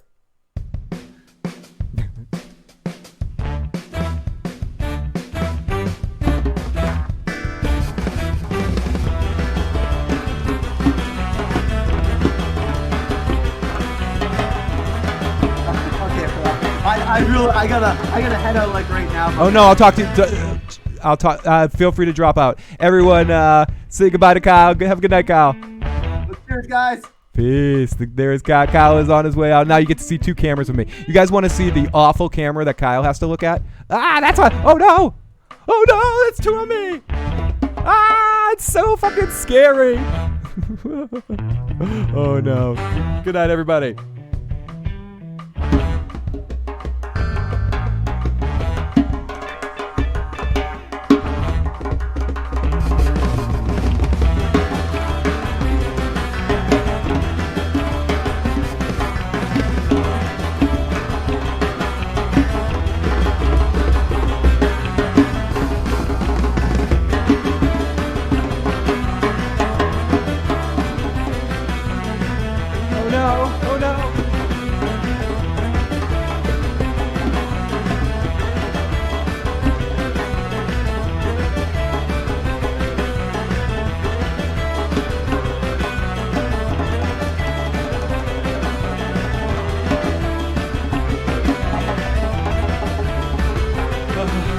song goes on forever. Oh no, oh no.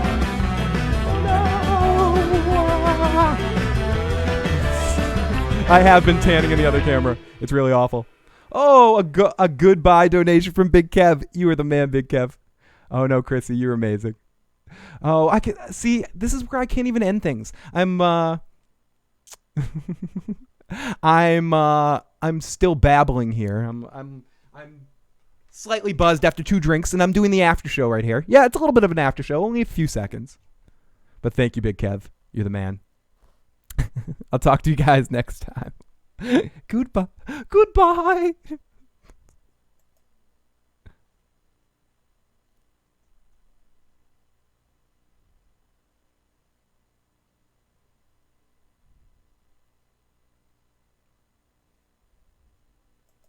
But seriously, Cobra Kai season 2 starts off right off the bat of being fucking awesome. Like the first scene in the season totally picks up where the last season ended and shows balls off the wall stuff. It gives you constantly, it's almost the best show besides Game of Thrones that shows what considered evil characters, these flawed characters, to be multifaceted, and you understand more about them. It makes the original series even better. That's what the fuck it does. I cannot believe it. It really does. It makes it fucking better. It makes it better. It's better than the original movie. And I know everyone's like, the Karate Kid movie sucks, whatever. It's a cheesy little movie. It's like a Rocky wannabe, whatever. But I love the Karate Kid. Daniel-san means a lot to me. He damn well means a lot to me. And I should be not talking about this right now. I should be making my own video about Cobra Kai. People that are listening at the end of this Game of Thrones video, they're like, I don't give a flying fuck about your fucking Cobra Kai bullshit. But seriously, if you like the Karate Kid and you like it even a little bit, Cobra Kai is ridiculously awesome. It's almost too good for being on, YouTube, where I'm on, and I know it's YouTube Premium, but seriously, like, I feel like this show would be getting a lot more credit if it was on HBO or Netflix or something like that. I don't know. It's really awesome. Okay, sorry. Miyagi-Do better than Cobra Kai. I only saw the first episode. It's not going to be for everybody. It's not. I'm not saying it's a show for everybody, but if you fit the connection of it, if you're nostalgic for Cobra Kai, or nostalgic for the Karate Kid, or you have some sort of understanding for it, it definitely hits all the right spots. I do. Sweep the leg, man. I only saw the first episode. Girl Nettles and Pink Lash, love both you guys in the live chat. And House of Thrones, love you too. No, you hang up first. No, you hang up. There was some element of that. I don't know if you guys saw the long pause, because what you do, not meaning too much inside information here, I was going to say inside baseball, but I'm not fucking playing baseball. I'm playing podcasting here. So inside playing podcasting here. When I stop the live stream, there's a big red button that I click that says stop stream. And then it asks me, am I sure? But while I'm sure, in that moment, time pauses. And I don't know if it really pauses or you guys saw me sit here for a good hot second, like, do I go on? I mean, it was longer than that. It felt like it was long. It felt like it was, whoa now, Sonny, that's long. That kind of long. But whatever. Yeah, we're still live. I'm still live. I can't go. I can't go. I'm not quite ready yet. Seriously, you hang up first, guys. You hang up. But yeah, I had a few more babbles left in me here. Everybody, time for me to get to my now that I've done this show long enough, I know that there's points where I should go and there's points where I want to go. And like right now I have shit I need to do and I'm like, I want to go. But now that I've started this podcast, had a beer and a half, and I'm slightly buzzy right now, but you're not too buzzy. Like to the point where now the minute I stop drinking and I sit down on the couch, I'm going to pass out. But now that I have this energy right here and I'm a bam, ba-doo, ba-doo, ba-doo, bam.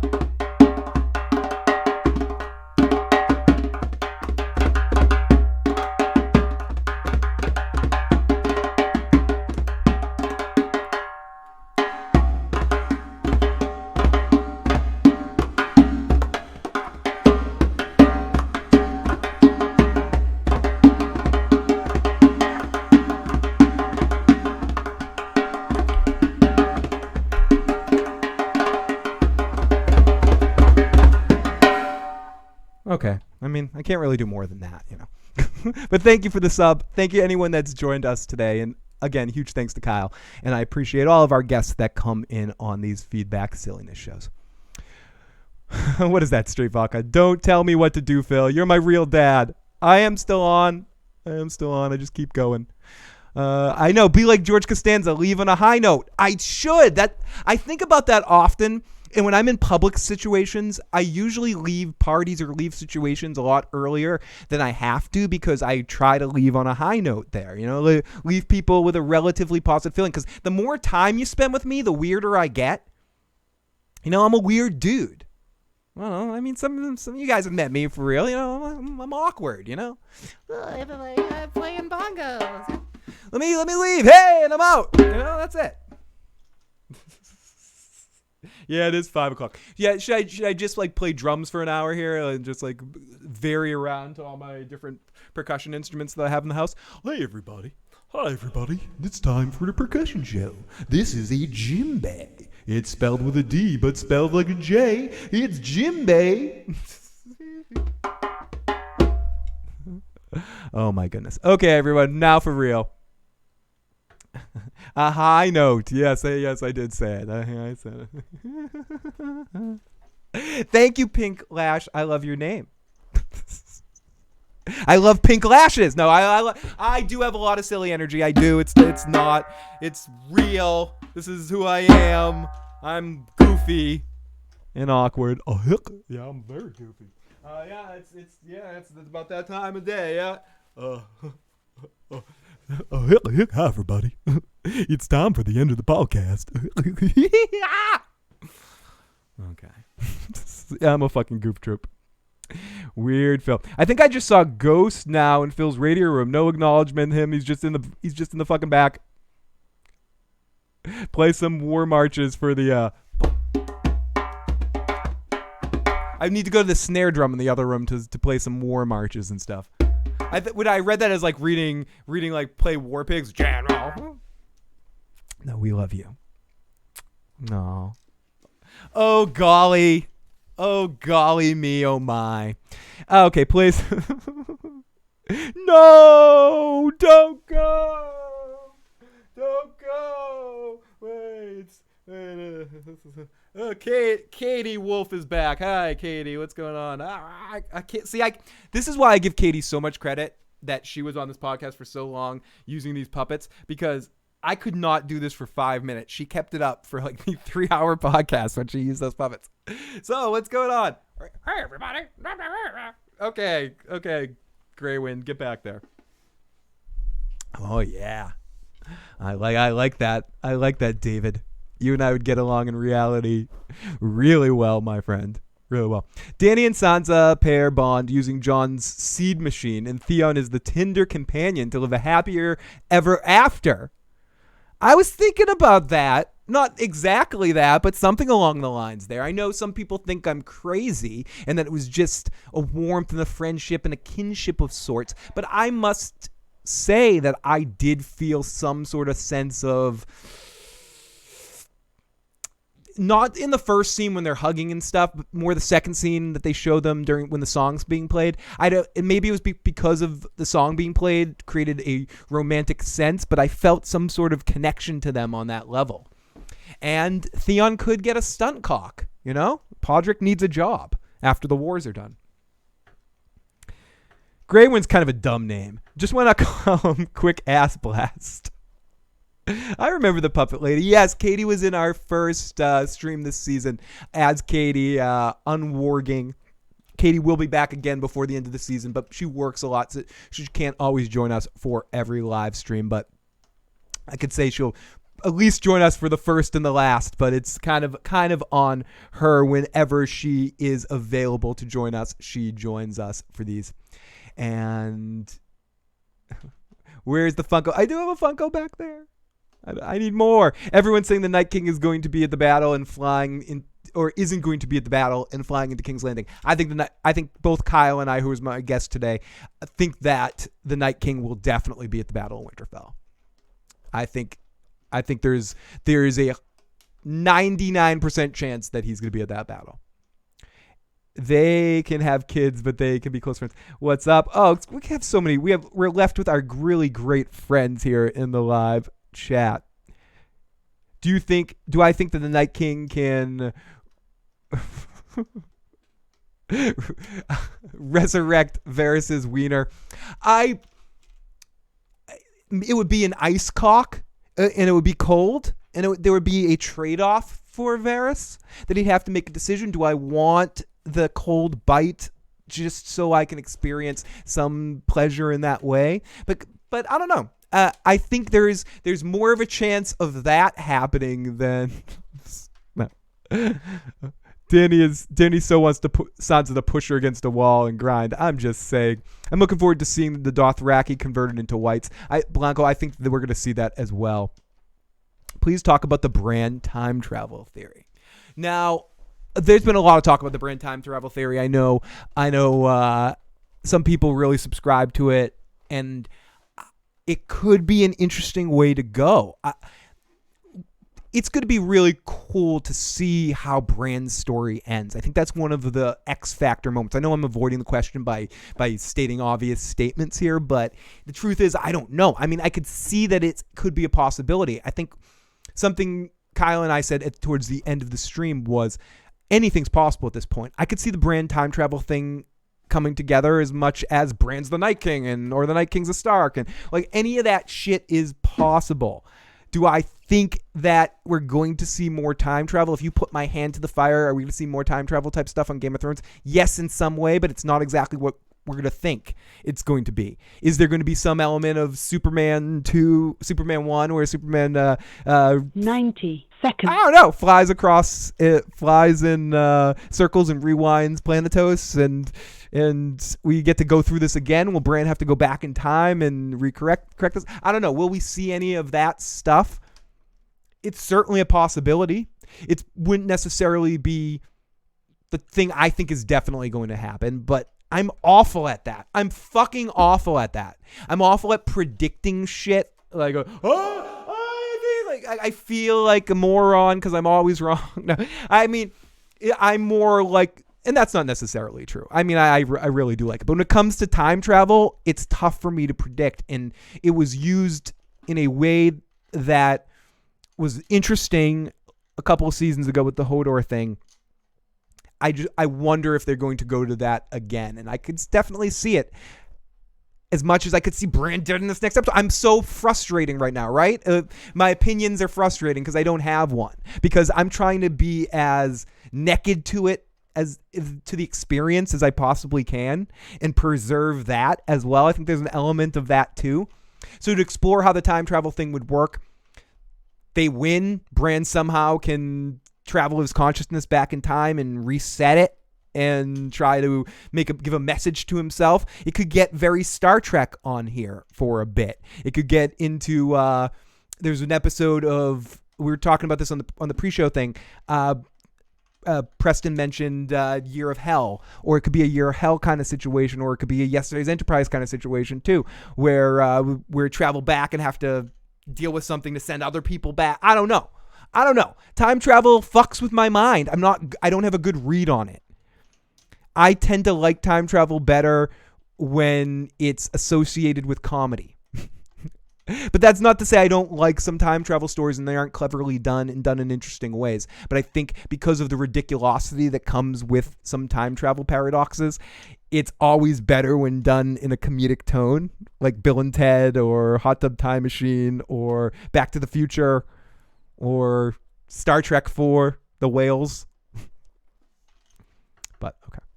Blubbity. Lady, fat ass, right? I'm late, but I've heard have you heard Believe in the Frickin' Doctors Leaks? I did not watch Frickin' Doctors Leaks this year. I did watch them last season, or listen to them last season. So I don't know what they are, so I haven't read them, but he was right last time. I'll say that.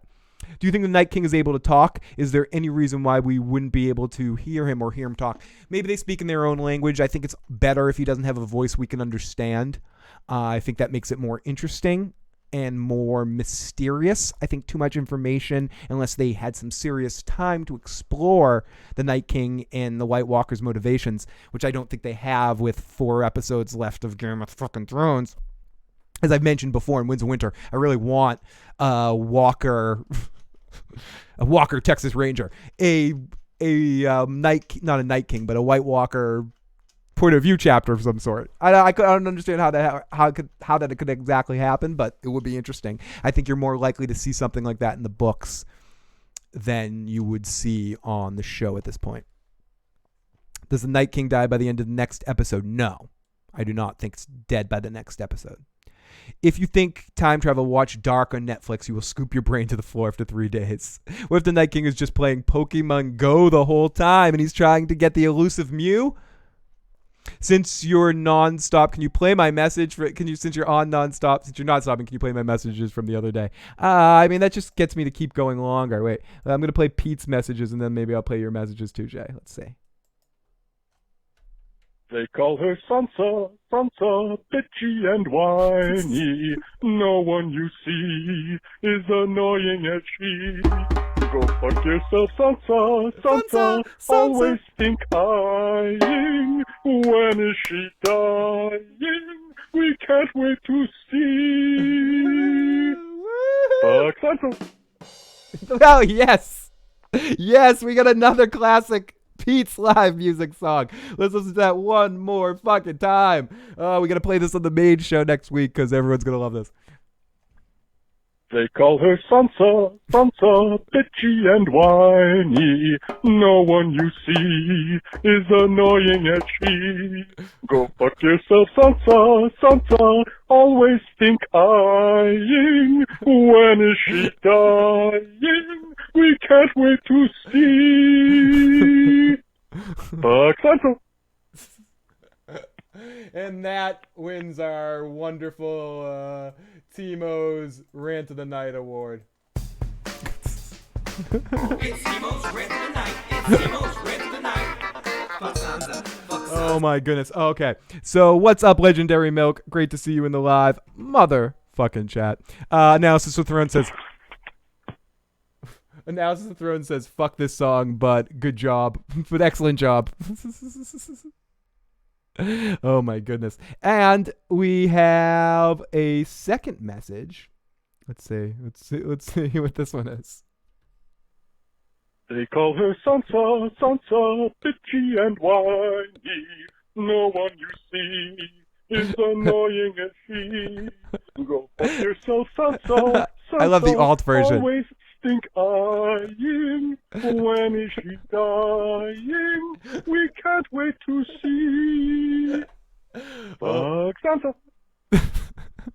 I love. He said 2 different messages that had 2 slightly different versions of the song. It's like "Don't Cry" and "Don't Cry 1" from the Use Your Illusion albums. I love it. Okay, so let's listen to one of Jay's messages.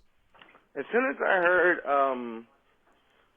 Grey Worm and Missandei making plans on like what to do after the war, I was like, oh, you're gonna die. Like as soon as I heard them like, oh man, like oh, they're so happy. See what's gonna happen after? It's like oh shit, your character's gonna die. All right, later. Yeah, it's dead. Oh shit, I'm freezing up here. So freezing up. My computer's freezing. Close the programs. Close the programs. Hopefully I'm not losing you guys right now.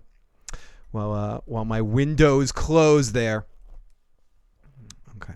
Yeah, no, I don't want to restore your shit. Open up startup pages. Now I'm talking to my computer. What's this podcast amounted to? I'm talking to a computer. I've lost the chat. I've lost it all. I've lost track of this show. It's horrible. No. It's Sansa. No, that shit's stuck in my head right now. Dead. I still don't think Jamie shares any kind of romantic feelings for Brienne.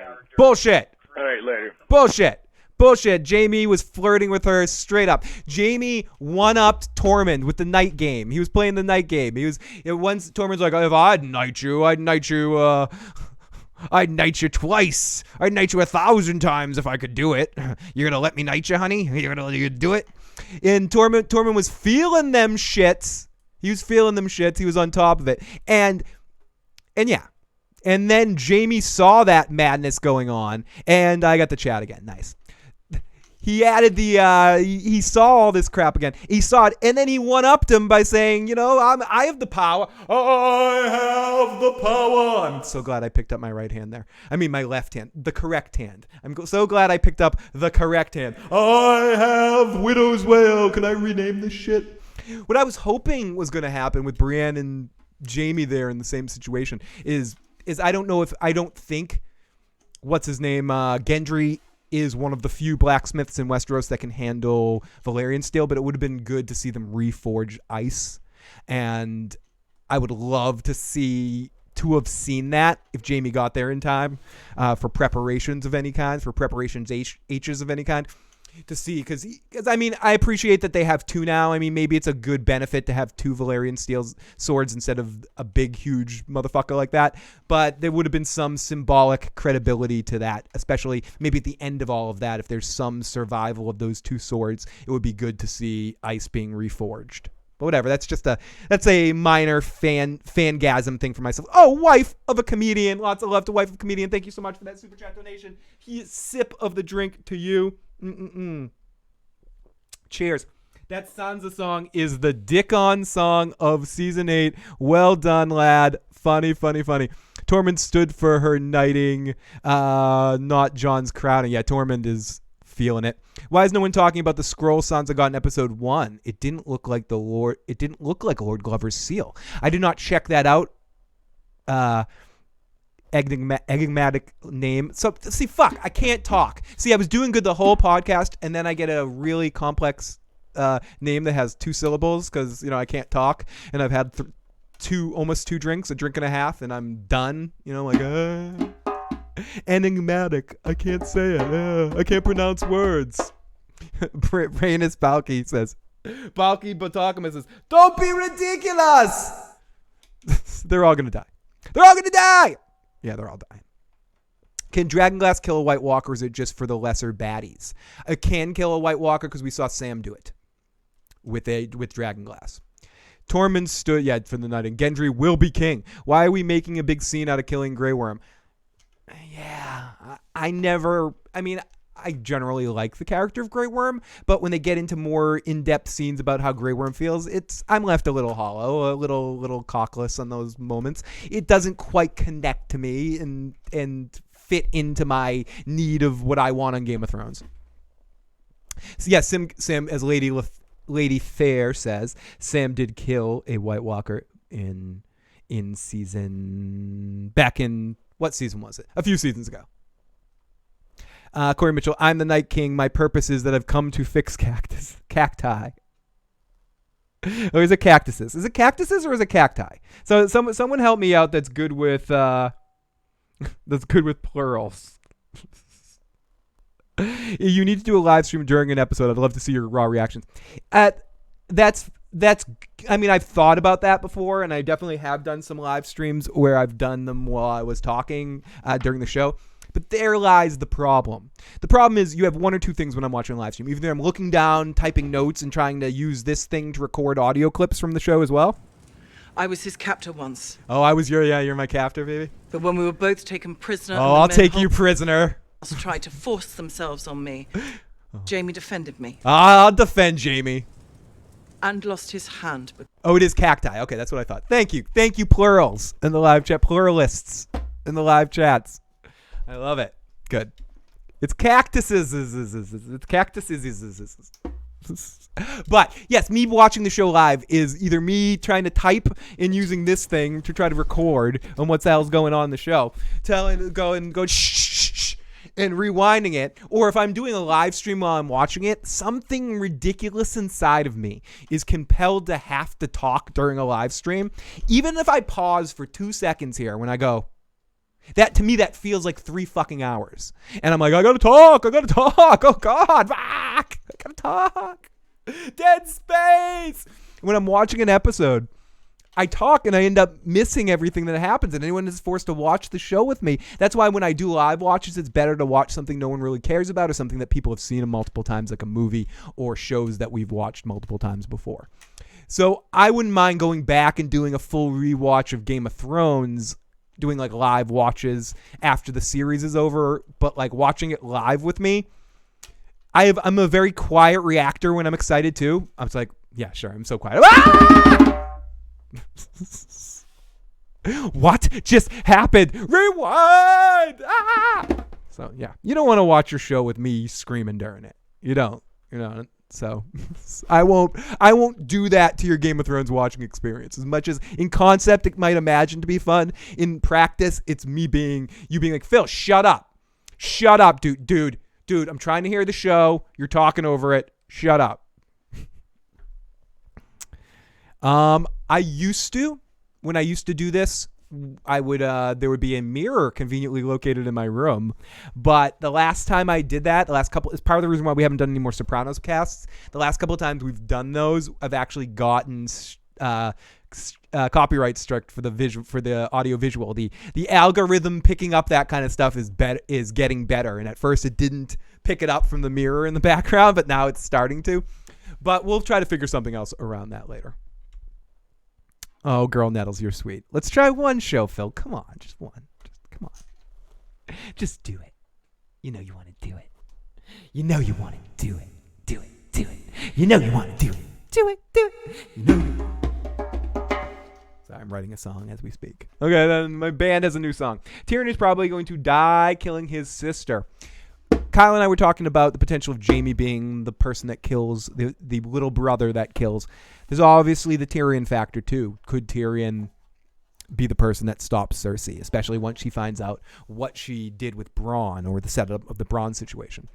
And if Bronn maybe kills somebody else or kills Jaime and someone else is able to stop Bronn before he's able to kill Tyrion. Even though I think there is a less than positive % chance. I don't know the number here. I think it's very unlikely that Bronn is going to go through with killing any Lannisters. I don't think it's going in that direction. Yeah, I did it on Vikings for like a whole half a season. I did it for Westworld a couple of times. It's usually if I do it because of time. And I think people that have watched those with me, it's not the best. Some have been good. No doubt, but it's not the best thing in the world. It's me talking over a lot of shit. So maybe I gotta get this room set up for it. We'll do it. Jaime dies at Winterfell. Arya takes his face and kills Cersei. There was a mention of that earlier, Lady Fair. I like that. More killing Cersei talk. Broke. That's like your peak though. You know, someone killing Cersei, Cersei's had her party. She's lived it. She's lived her character arc. She's going to go on as one of the best characters and memorable characters on the show. No doubt. The end game for Cersei is, you got to know, you knew as a Cersei fan, it's Cersei getting killed by one of her brothers. It's like, you know it going in. You know that this must come to an end. But that would be a very interesting, unexpected finale. Or, as a Cersei fan, are you hoping she survives all of this? For me, I hope she dies well. Like, again, a Klingon thing. Today, I hope you die well, son. Cersei, I wish you have a Klingon death. Die well today. You know, that kind of thing. We all know it's happening. Lies. No, they are good, especially in the Walking Dead ones. Okay, Broke is saying it's lies because he's actually watched us do the live reaction streams. He says it's lies. They're good. Do a Game of Thrones one, asshole. Maybe we'll do one before the end of the season. I know we only have 4 episodes, and I don't think we're going to do it for episode 3. Possibly. I have a friend of mine who has been asking to be able to come watch an episode with me live and then sit in the background in the podcast and awkwardly hope to talk. So maybe if he gets up the balls to come over and watch an episode with me, then maybe we'll live stream it somehow. Here's to hoping Qyburn might kill Jaime. He might be his little brother. Yeah, I think Jaime's purpose is that for Act 2. I think we've got a Sopranos ending for Cersei. It's just going to cut off the Don't Stop Believin'. Wait. It's going to cut off. The Reigns of Castamere is just going to play. Is that how I should end this podcast? Just playing drums and then just suddenly cut things off? I think that would be a fun way to end the show. Is the Septa still being tortured by the Mountain? Yes.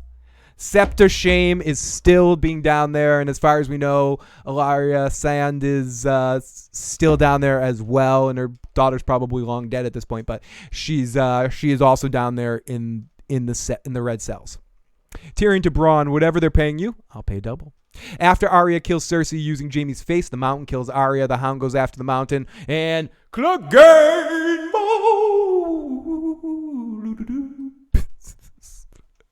Cersei is getting snuffed out quietly. That would be awesome and unexpected.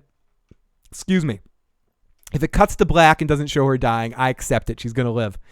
Walking David's like, still going? God damn it! What the fuck? I can't get off yet, David. I'm trying to like. What am I gonna lose people at the 2 hour point by being too dirty? I can't masturbate enough vocally here to get off to be the point where I think I'm done here. I'm not done. I keep going. I can't stop. And I'm not talking sexually. I'm talking podcastingly. I'd already be asleep that other way. Passed out. Oh, yeah. Goodbye, Tyene. Good boobs. So perfect boobs. I'm the perfect woman. Or what'd she say? I'm the perfect girl. Tell me I'm the sexiest woman in the world.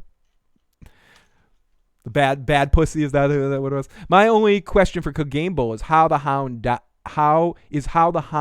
Oberyn style, or I choose violence with the head popped up. Keep going. 24-hour stream. Do it now. Stream until Game of Thrones comes back. No, I'm streaming until I hear someone come in upstairs when I know it's time to watch episodes 6 through 10 of Cobra Kai. So I'm done. No, someone said it before. Hound and Arya versus the Mountain. It's gonna be, and they're gonna win. Brain is Balky. For some reason, again, I keep auto-correcting my brain to Perfect Strangers with the Balky at the end of your name. Someone should explore the idea of dire pigeons. Ooh. Yeah. Lots of love, again, to some of the people that have been joining us all for this whole silly stream. So much fun to be able to talk to you guys. And since my time during my weeks have been a little bit more hectic, that's why the only reason I'm doing this extra stuff right now, or one of the reasons I'm doing this extra stuff, is I just can't stop talking, is I wanted to make sure I got in one podcast a week where it was just me babbling about Game of Thrones and other random stuff. I was going to do a trailer reaction video, but I've just been so busy the day after the streams on Sundays, going into work early Monday mornings. It's been a tough transition to figure it out, so I will try to extend probably these feedback shows, maybe even past where our guests are, to get a little of that babblery in right now, and understand that the silly issuesness of all over the placeness might not be for everyone's like, stick on topic, stick on Game of Thrones, stop talking about Cobra Kai and HBO shows. But yeah, I can't help myself. It's a tenet of our podcast. Okay. Yeah, this is me. This is me at my silliest, or my most, where I can't stop right now. I don't want to stop. I can't stop. Oh man, Cobra Kai season 2, can't wait. I mentioned it earlier, no spoilers, and I'm not going to go down that rabbit hole again. Watch the first 5 episodes. I'm loving it so far. Yes, I'm going to say who the guaranteed guests are so far. We have 4 more episodes left. One of our guests will be, in fact, Tony motherfucking Teflon. One of our guests on the feedback show will be Gemma from Secrets of Citadel. Then I have 2 other guests coming. I think I can confirm one of them. It's just a matter of what week he can do it. He's very, very busy. But I think some of you guys, if you've seen our feedback shows last year or have seen some other podcasts I've done, you guys can probably guess who that guest will be. It's going to be a historic podcast. If that's a little hint about that.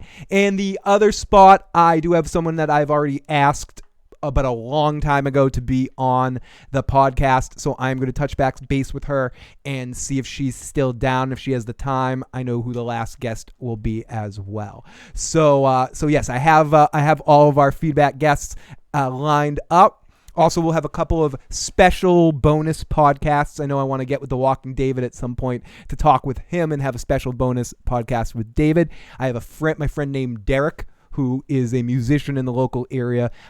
We both talked about doing a podcast about Game of Thrones sometime this season, so we might do that maybe the week before the season finale and talk about some season finale predictions. Also might pop in with a couple of other special podcasts. If I can get some other guests that are available that I can't fit into the feedback thing, I might just bring some other folks on as well. So, haha, Trisha, you might be on to something there.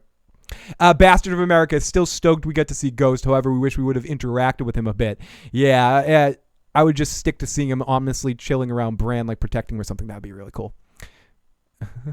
When you say Tenet, all I hear is, oh shit, it's Patsy.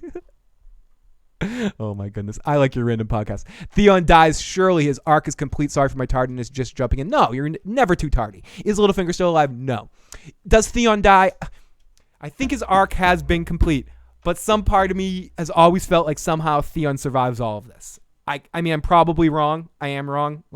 I'm usually wrong. But some part of me always felt like Theon survived this for some unknown fucking reason. They should make a Game of Thrones theme park, like how they made Harry Potter World, but they should up the ante and make it like Westworld. Imagine Game of Thrones World. I would love that. If I ever could make a real holodeck with safeguards or something, I would definitely go into Westeros. And you might see something like that in some of the places where they filmed before, which I think will be turned into some sort of constant tourist kind of tours and attractions. So maybe they could turn it all into some sort of park. And who knows? Yeah, stranger things have happened before. Maybe Disney World will buy Game of Thrones. Not for no, I just mean for the park and create like a Westeros park. But do it as like an adult or somewhere in Vegas. You need to have a Westeros place. There is a Game of Thrones tour in North Ireland, and I do know some folks that run it and do it. I hear it's very fucking good. That'd be crazy. And Theon versus Zombie Ramsay. Oh, now his watch has ended. The Jenny of Old song Podrick sang reminded me of Pippin singing Edge of the Night in Return of the King. Very good call. I've heard a few people make that point, and I agree with all of you guys, Bastard and all the rest. You guys are right on it. It kind of did have that sense of emotion to it and weight to the moment. Oh, Balky, I am glad to make even a second of any of your days a little bit better with these live streams. It means a lot. A couple of you guys earlier were saying you wish I was bigger and bigger and bigger. I obviously wish the same things too, but I am lucky to have even a few of you or a handful of you guys, or two of you guys now, to be able to check out this show. 2 people to listen to is all I need to babble. But no, I do appreciate you guys and the support you give. And the people that are into our show are really loyal and really want to promote and help push us. And in the time where there's so many awesome people doing awesome podcasts and awesome streams and awesome content about Game of Thrones and other shows and other content, it's more important than ever, especially when we're not really G-rated here and in the new era of the way everything works. It's really word of mouth and people to people stuff that's going to help us keep growing and going. So any way, if you love what we do and you think you know someone that might be into it, or some other people that are into content that you're into, you check out on other channels, other friends you have that you're like, you're not checking this out, bring them along, but suggest they check things out. We know there's a lot of choice out there. There's a lot of awesome people doing a lot of great stuff, but thank you for those of you that are supportive of us and send me messages and say, well, you should be fucking huge, you should be this, you should be great. And I appreciate it. I am, because I have you guys here. It's always awesome, and I'm always thankful. So okay, blubbity bloobity blah blah. Enough of that fucking happy horse shit. Should I play some fart music while I'm being emotional here? Play the kids booing me. Yeah, there we go. Yeah, sweet. Oh, I hope so, Peter Griffin. I hope I'm ahead of my time, right? No, what I've always hoped is that I've done enough hours of this so that when I'm really, really old and in projection technology works better, kind of stuff that they do with like Snapchat filters, I'll be able to create like a filter of myself and make myself look like this forever doing this podcast, so I can do it till as long as I can talk into my 90s. I can get another 20 years of doing this since I'm already in my 70s. Oh, Adrian, you're awesome. I said I'm not G-rated, broke. Oh, I'm the nicest. Oh, you guys are the sweetest. Oh, you're the mugadoozies. Oh, you're cutesies. Let me give you guys a puppy picture. Oh my god. Why haven't Bran and Sam come up with more information yet? Could it be that the green dragon glass heals the Night King as Bridge 4 hypothesizes? That would be cool. Kyle was saying something about that earlier too, about I don't think this is going to work as well. I think all the time we spent with the forging of the dragon glass weapons and all of that's well and good in the plan and everything set up. The weapons or something's not going to work as good as we think it's going to work. And why do I keep hitting my drum? Oh, what a listen, Gren. You have and always will be my shit buddy.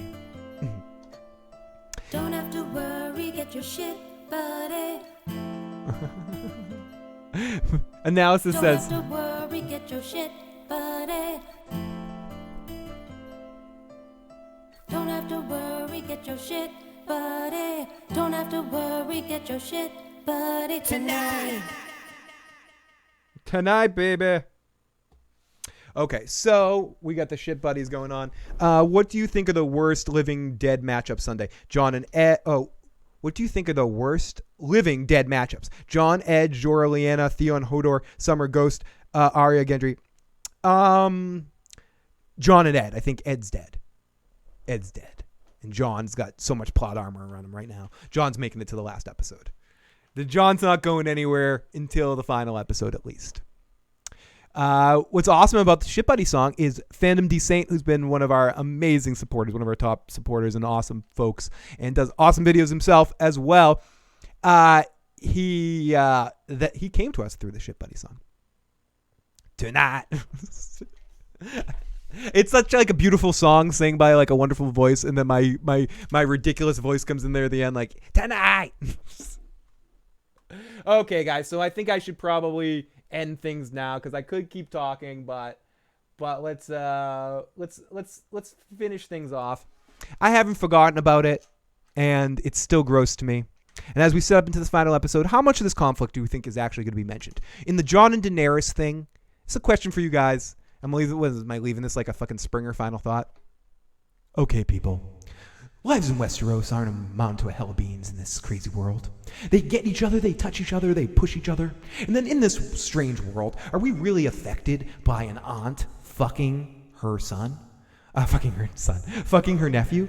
Is that really a problem for a family like the Targaryens that have been wedding brothers and sisters for years? Will that even be brought up? Or is it going to be something that sorely gets focused on the who runs things afterwards? Or is Daenerys dead after this next episode? All these questions and more coming next week on this.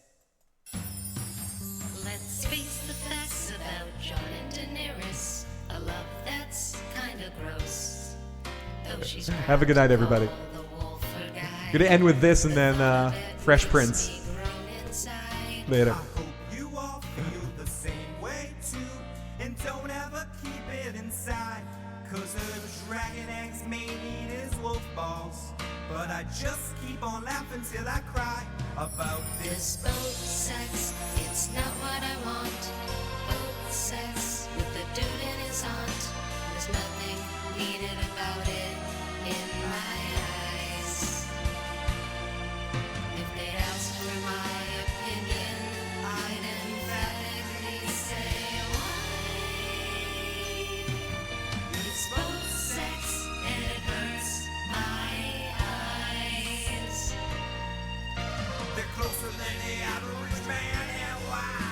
That's why her tattoo says Jon Snow is everything. He likes to ride a dragon's bareback. He's the only Targaryen to be inside of her. There's no need to clarify. Oh no, it just gets grosser and grosser each day. Oh yes. It's like I had sex with my crazy aunt on a boat in a totally glorified way. It's both sex, that's gross, I admit.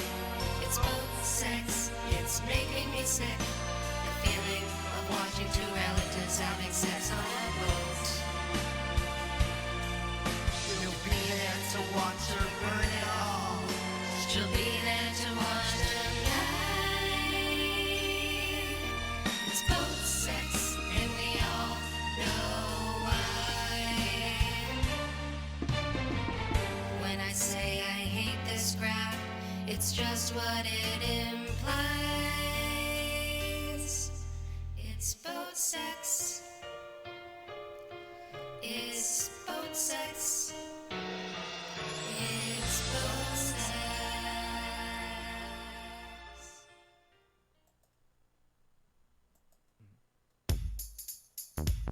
Now this is a story all about how Westeros got flipped, turned upside down. If you want to take a minute, just sit right there. I'll tell you all about the quest to take the Iron Chair.